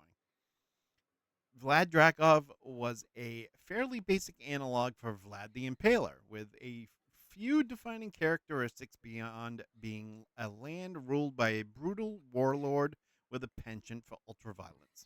In 5th edition, Falkovnia was reimagined as a nightmarish Groundhog's Day style loop where the Dark Lord, now Vladeska Drakov, a gender flipped version, boy, did they, think about that long and hard and totally came up with something very just highly throw an A, original. just throw an A on the end of it, and you're done. We're good. Exactly. Is a tyrant whose ruthless efficiency and relentless perfectionism has trapped her nation in an endless siege of hordes of the walking dead. This adds a layer of existential horror and a more complex curse where her own tyrannical methods perpetuate her torment. So there's that one. Haslan was previously a megocracy ruled by the Red Wizard Hazlick, treating the domain as a vast magical laboratory. 5th edition expanded on this, noting that, quote, our collective imaginations have expanded on what an evil magic dystopia might look like, end quote. Since the 90s, Haslan is now a domain where anything wizards could do, they've do what they've done to the extreme, resulting in magical contagions, unnatural weather, collapsing reality, meteor showers, mutations, disasters, and so much more, making it a more dynamic and pervasive magical horror. I did like what they did with Haslan. Okay. Lamordia, we've already discussed that. So they've changed a few things as far as that goes. Those changes I thought worked better than what they had, to be honest with you. Going edition from edition. I get Uh, that too, but to circle back to the other point that you made about the simplistic bosses, mm-hmm, again, it goes. I'm just going to recycle my old argument: is hey, look, not every DM is George R. Martin, mm-hmm, right? You want depth, you want complexity. Look, I've sat at probably tables now, 12 different DMs. mm-hmm, Nobody was blowing my doors off with their narration or their complexity mm-hmm. at all, right? You know who blows my doors off? Chat GPT. That gives me a level of narration, intrigue, and depth that I would say, okay, this is exactly what I'm looking for. I have yet to find a living person that can replicate that. Mm-hmm. So, I mean, I get why they were simplistic too, right? Gee, Do you have thanks. to be a, huh? I said, gee, thanks. No, but I mean, let's be real here. I Right, get it, right? But right. it's hard to come up with that level of complexity. It really is. I mean, there's a fine line. Look, Mm-hmm, if you want to do that in your fifth edition modules, I get it. You guys are taking 2 years to print out this work. Sure. If you want to have little snippets of narration, but if you're talking about people that homebrew or, people well, that they don't try have that to, time. It's no, time nobody has the consuming. time. It's It's time it's consuming. hugely time Yeah. consuming for groups that just don't appreciate it or fall apart after, 10 Mm. sessions. Mm-hmm. It's like I've put in I used to do that with, so not Dungeons and Dragons, but it gave me the same feel, and it scratched the same itch as Dungeons and Dragons, but Arma 3. So Mm-hmm. it's a digital sandbox. It's called a game master, where you literally put down enemy assets. We used to come up with these huge campaigns with Mm-hmm. like story. We would storyboard the whole thing of, hey, this is why we're going into this country. We're going to conduct these direct action operations against a foreign faction. Typically, it was a terrorist organization. We had NPCs, we had names, we had connections, we had Mm-hmm. stories, and then people would just flake. And it's like, look at all the time and world building we put in. Mm-hmm. People flake, people don't show up, and then I you get know to it the all point where too you're like, well. you know what? I'm not giving this depth anymore because Mm. nobody sticks around, Yep. nobody appreciates it. I I mean, I feel get it. that. I feel that. That's Yeah. for sure. I mean, I it's feel that. it's tough and it's easy to be hypercritical. It really is. Yep. I don't know. That was probably off track, but Yeah. Overemphasis on combat and lack of social investigation, or sorry, lack of social and investigation focus. Some criticisms of earlier D&D versions, including Ravenloft, pointed to a heavy focus on tactical combat, sometimes at the expense of role-playing and narrative depth. Fourth edition. I mean, I get that too, but what was its roots? Its roots was a it was from tactical war gamers, and they Right. just threw Exactly. these other Yeah. layers on top of it, right? And But I mean, that's up to you. though, I've sat at tables where people didn't even want combat. They just mm, wanted to sit around hmm hmm and just LARP. well, Gygax wasn't the you know greatest storyteller. Let's face it. Arneson could tell a story. I mean, you saw the inside of the DM, 8 pages of what the DM had to read to the players in that. I mean, he still has a YouTube page where he tells stories all the time. Well, No, it's Greenwood. Sorry. Ed well, yeah, Greenwood Ed does that, not Greenwood, yeah. Arneson. I think Though, Arneson's dead. well, yeah, he's been dead for a while. But Yeah. no, Ed Greenwood. That's a perfect example of how somebody has a gift of telling a story. Ed Greenwood has a gift of telling a story. So doesn't Bob Salvatore. That's hmm why they made some of the most creative and iconic characters in Forgotten Realms. And we can even go the whole of D&D. I mean, yeah, you had Gygax had Mordenkainen in the Circle of Eight, and when he was gaming with all his friends and even his sons at later on, when they had all these characters that they made and that they live on, you know, yeah, we have that, but we're going back to the creatively bankrupt Wizards of the Coast of today. The shift in Adventure League focus. So the fifth edition Ravenloft Mist Hunters Adventurers League storyline explicitly shifted away from a tactical combat focus to instead focus on story, social interaction, and investigation. This design choice aimed to steer players more towards elaborate roleplay and world building, relieving the pressure to maximize stats and magical powers. Uh, Older editions had rules for madness, which were considered dated. So fear and stress rules, which these I didn't like the fact that they changed this, but Van Richten's Guide to Ravenloft introduced a new fear and stress rule set as an alternative to the previous madness rule set, aiming for a more modern and effective way to represent psychological horror. Actually, no, that I'm thinking of something else that I could I got on board with as far as fear and stress rules go. Um, Given the inherently unsettling nature of horror, the topic of player consent and communication is crucial, in which, we both know, sitting at tables that we've sat at. Van Richten's Guide to Ravenloft includes a significant section on consent and communication, emphasizing its importance for any campaign, especially horror, where players are dealing with fundamentally unsettling themes, which, you could basically say that about D&D as a whole. I Uh, mean, you could say that about any social you could, gathering, whether it be a absolutely. cookout, a birthday party, Christmas. I mean, you know, anything Yep, really. yep, yep. This reflects this reflects a growing awareness in the tabletop RPG community about player safety and comfort. Um, Simplistic or absent corruption mechanics, and this will wrap up this section. Some players felt that the mechanics for characters falling to the dark powers were lame and lazily written in Van Richten's Guide to Ravenloft, which is true, lacking the narrative and mechanical impact of previous editions. Dark power checks or sinkhole of evil concepts.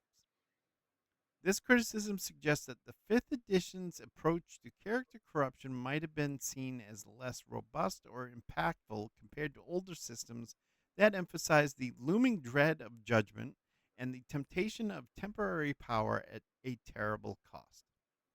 In summary, the changes in 5th edition Ravenloft reflect a deliberate effort to update the setting for for a modern audience by addressing problematic cultural depictions, deepening the psychological complexity of its horror, and broadening thematic scope beyond singular tropes, and incorporating contemporary best practices for player engagement and safety.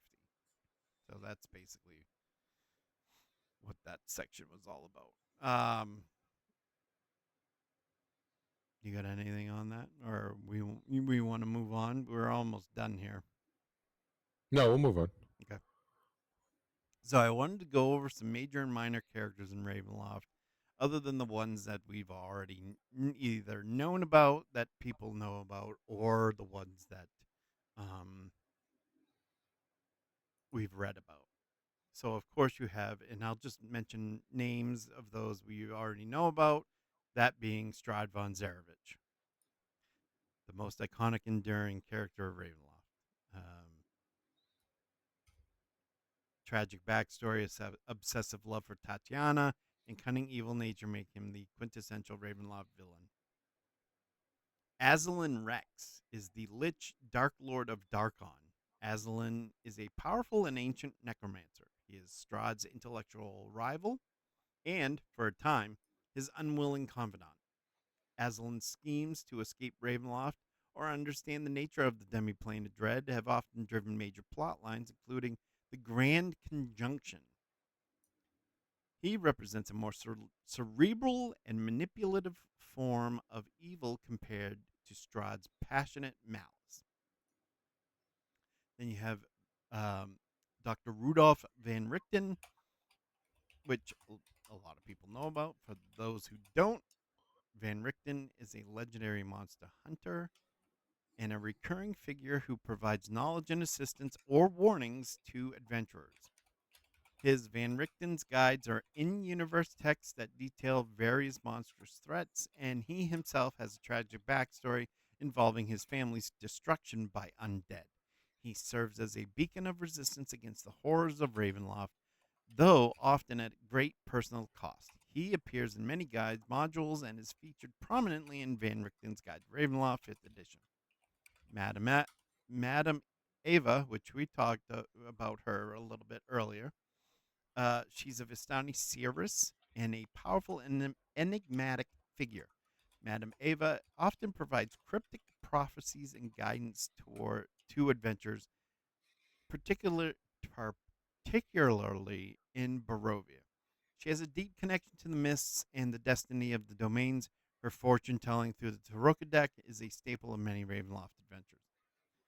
And the Dark Lords as a concept. And these are some of the major characters.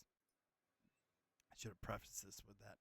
While individual Dark Lords might rise and fall in prominence, the concept of the Dark Lord as the tormented evil ruler of a domain forever bound by their past crimes is a fundamental and reoccurring character type throughout all editions.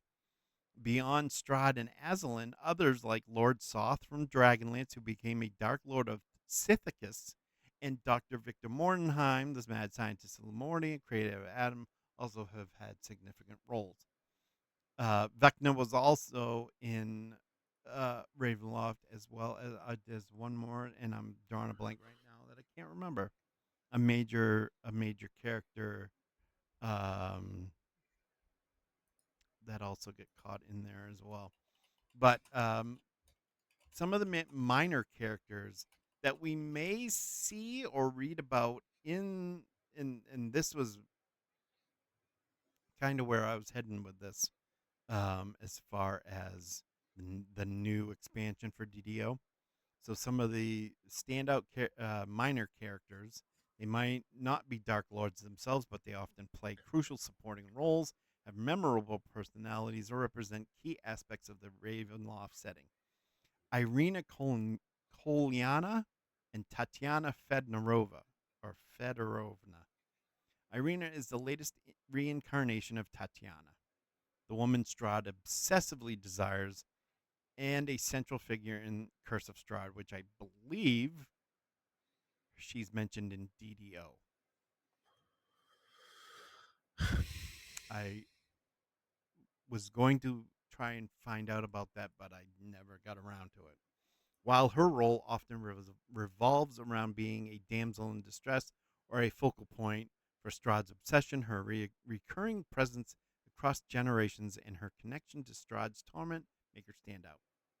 Rahadin, Strahd's loyal elven chamberlain and brutal enforcer, Rahadin is a chilling figure who embodies the cold, calculating cruelty of Castle Ravenloft.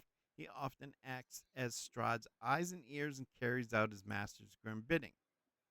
Esmeralda de Avenir, whom I ran into, and she's one of the main characters that you talk to in Neverwinter's version of Ravenloft, is a Vistani monster hunter and apprentice to Rudolf Van Richten. Esmeralda is a capable and fiery character who often crosses paths with adventurers. She's featured in Curse of Strahd as an ally who can offer valuable assistance. Then you have the Keepers of the Feather, which is the Martikov family. This family of were-ravens are a secret society dedicated to fighting evil in Barovia. They run the Wizard of Wines winery, DDO. That's one of the quests. And the Blue Water Inn, providing safe havens and information to those who oppose Strahd. Their dual nature as innkeepers and secret guardians make them memorable. Then we have Adam. We have Harkon Lucas, the Meister Singer of Carticus. Harkon is a charismatic and manipulative wolf were. Not a werewolf, a wolf were. Again, they were reaching when they did the Wolfware, but here we are. He's an undying soul, able to transfer his consciousness to another dire wolf upon death, making him a perpetually returning and frustrating foe for adventurers. Jander Sunstar, which I don't, I want to say he was in DDO as well at the end there, where you go for the Sun Sword. Jander Sunstar is a gold elf vampire from the Forgotten Realms who found himself trapped in Ravenloft. His story, particularly his tragic love for a mortal, often provides a different perspective on vampirism and the horrors of the mists. Then you have Petrina Velikovna, Strahd's former fiance and powerful necromancer. Petrina's ghost, or sometimes her revenant, still haunts Castle Ravenloft. Her relationship with Strahd and her own dark ambitions make her a significant background player, often sought out by Casimir Velikov, her brother. And I believe there's a part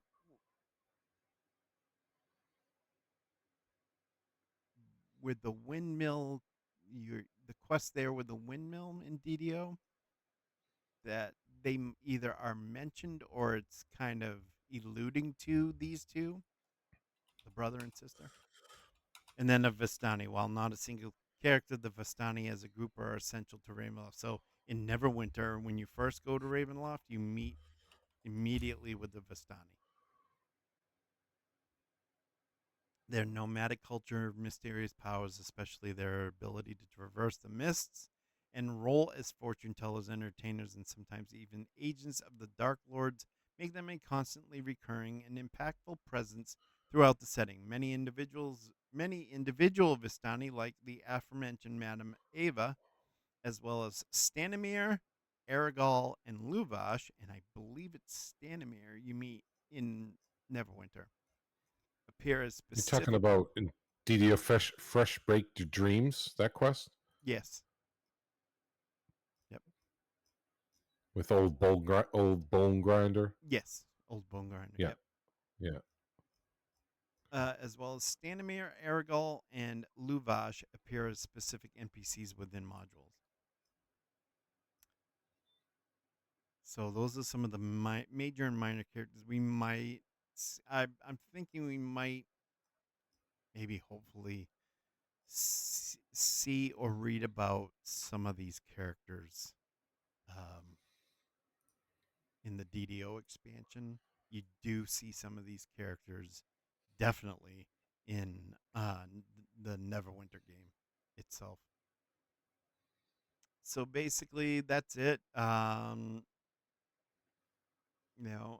just read this, real quick here. The lore of Lamordia in Dungeons and Dragons Ravenloft setting has undergone a significant evolution across its various editions, reflecting both continuity and substantial reinterpretation. From its genesis in AD&D 2nd Edition, Lamordia was established as a chilling homage to Mary Shelley's Frankenstein, with the flesh golem Adam as its Dark Lord and Dr. Victor Mordenheim as his tormented creator.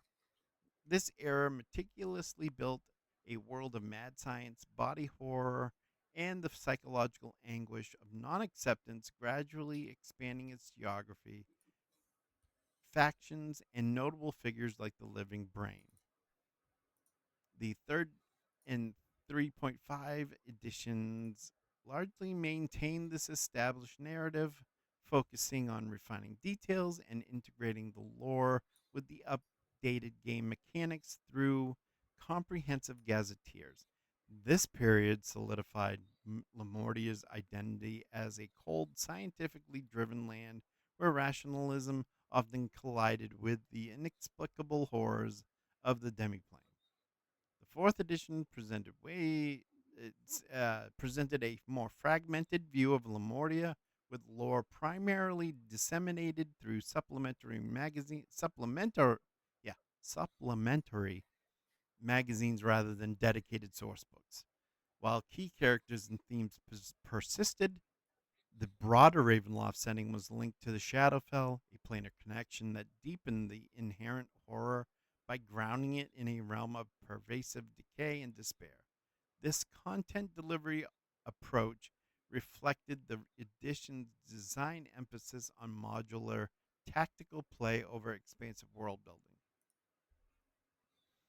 The most profound transformation occurred in D&D 5th edition with Van Richten's Guide to Ravenloft.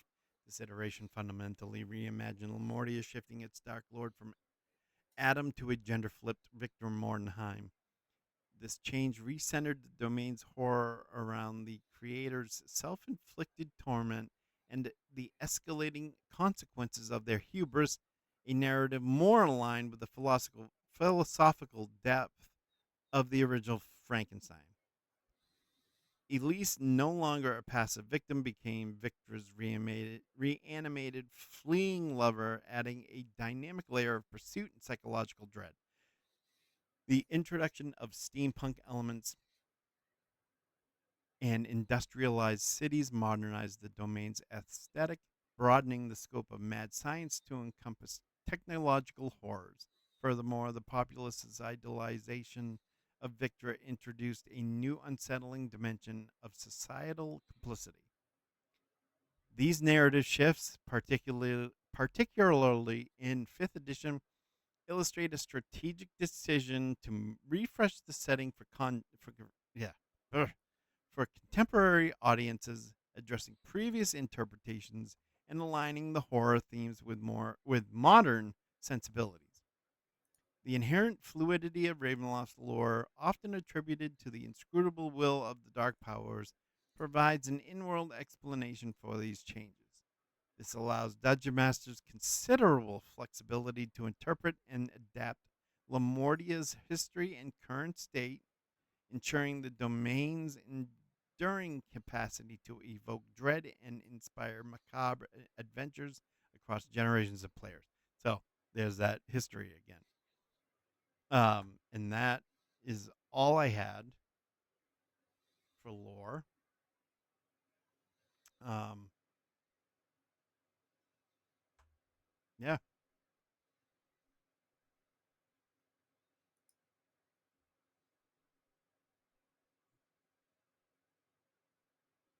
Pretty good. I'm just watching the Chiller Ravenloft trailer, and man, some of these models look pretty bad.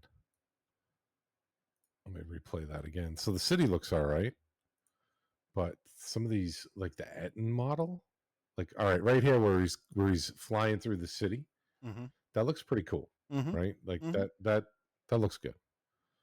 But There's coming up here, like that looks good for whether it be mm-hmm, a manor. Yeah, it looks pretty good. mm-hmm. Streets look all right. Look a little barren though. Well, that's Lamordia for you, Yeah, fair. That's fair. though. But They've watch here with the Etten. The Ettins look, just the model, the textures. It just look weak. You'll see. They're fighting Etten here, coming up in this video. Like that room, that looks pretty lame. That right there is looking pretty dated. That looks like a 20-year-old game. That right there, that room, that room you're pretty not in for very long. fair enough. But right here, coming up this Etten, look, that looks pretty rough. Not impressed with that Etten. Yeah. Brandon and John. So they they did great with the the feel of the outside, the Mm-hmm. buildings and stuff. They did a great job. Some of that, like we just watched, Yeah, I mean, what are you gonna do? but I'm done talking now. I don't know about you. Same. You didn't transfer at all, did you? No, God no. No. Mm-mm. Yeah, no. I was Mm-mm. like, I'll catch you guys next month after you get this all ironed Yeah, out. If you do, I'll see I'm you not in going to worry about it. I'll see you in November. Yeah, I'm not going to be an early adopter. Mm-mm. I'm not waiting in line 8 hours. No.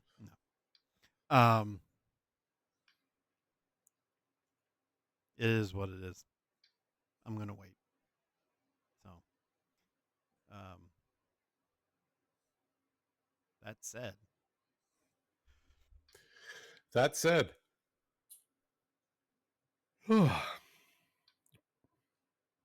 I'm tired. same, I'm hungry. same. I'm going to eat as soon as I jump off this with you. I had a Yeah. long day. So, why don't we raid out and Right out with all two viewers, well, me and you. yeah, right, Uh, exactly. So this is I did actually that was something I wanted to discuss with you later on, but at another time. I I did pick up Temple of Elemental Evil off of GOG. Hmm. I want to play that. That's the I was one trying to stream it, but it you. literally Yeah, won't run. you told me that. It's Yeah, weird. yeah. It the game is just it lags out my game so bad, which OBS doesn't do that with anything else I Do you play. do you have a browser open No, while you're trying to do that? No. nope. Hmm, I don't know. Maybe you I have don't to either. shut down some programs or something. I don't know. I See, don't so know because I was playing Neverwinter, okay, and I had a browser open in the background, had some other stuff open in the background, and every time I streamed Neverwinter, I would get booted off the server. hmm, And I'm thinking, A, it's frustrating as all hell, and B, maybe it's something on my side, though it's more than likely on their side since it's the server boot me off. So I don't keep my browser open and I can stream Neverwinter fine. It doesn't boot me off the server as much. I would say one stream I had like 7 times I got disconnected, but now it's like one every other week, maybe. So, I think what I'm going to do is I'm going to try the base canvas. I'm going to try to match the resolution that the game's actually running in, and then mm-hmm, upscale it to 1920 by 1080. mm-hmm, I'm gonna start there and see if that fixes it. yeah, Maybe it will, because I, I I definitely want to. If I'm going to play it, I want to stream it. mm-hmm. No, I But don't blame you. I'll keep streaming Neverwinter, and I'm probably gonna start streaming some Baldur's Gate 3. I've got a build that I was looking at, and it seems kind of cool, so I want to try it. It's called a Sorkadin, which is a paladin sorcerer multi-class. So uh huh. I want to give that a shot. Try that. Um, Other than that, I don't know about you, but I'm done. I'm done too. I'm done. I'm tired. All right, I'm done. Like a steak. Well done. I have a steak waiting for me, Well, there wrapped you in go. bacon. I'm Get ready to go. that goddamn steak. All right, I'm gonna raid out. All right, I'll raid you. I have 15 subscribers. Wow, Yeah. good man. Who you raiding? Let's see. Let's see who's on. Oh, my neck. Oh I'll just raid and run. God. We got Tavern Tales. This is guy Dungeon Lore. Yeah, don't raid him. Tough He's got one RPG. viewer, and it's myself. All right. Raid whoever you want. I'll hold on. Well, Let me this I'll talk to you off stream about it, but I just don't think it's worth it. raid. Yeah, no. No, well, I no. I mean, mean, no. I meant like doing this kind of thing. And I mean, what streaming? well, streaming this. It's just you and I. Oh yeah, yeah. No, I mean, I mean, we might as well, do something else with our time. fucking crochet Play a or video something. game. Yeah. Right. All right. All right. Yeah, we'll hang up. We'll talk real quick, and then we'll break for dinner. All right, I'll talk to So you on Discord. So yeah, I'll I'm jump in gonna Discord. raid So out to. You know what? I'm gonna raid out the Tavern Tales. Troy's a hoot. So yeah, let me hold on. Let me jump on your stream real quick so you can have one more to raid from. oh jeez. Here we go. Where are you? I don't even see you. Oh, I'm there. All right. There you go. Oh, you're there, baby. Oh, this is a highlight of my day right there. Mine too. All right. All right, now I'm gonna raid out to Troy. Boom. All right, that's it. Later. I'll talk to you in in a minute on Sounds Discord. good. All right, let's start this raid, and I'm gonna go to my end screen. So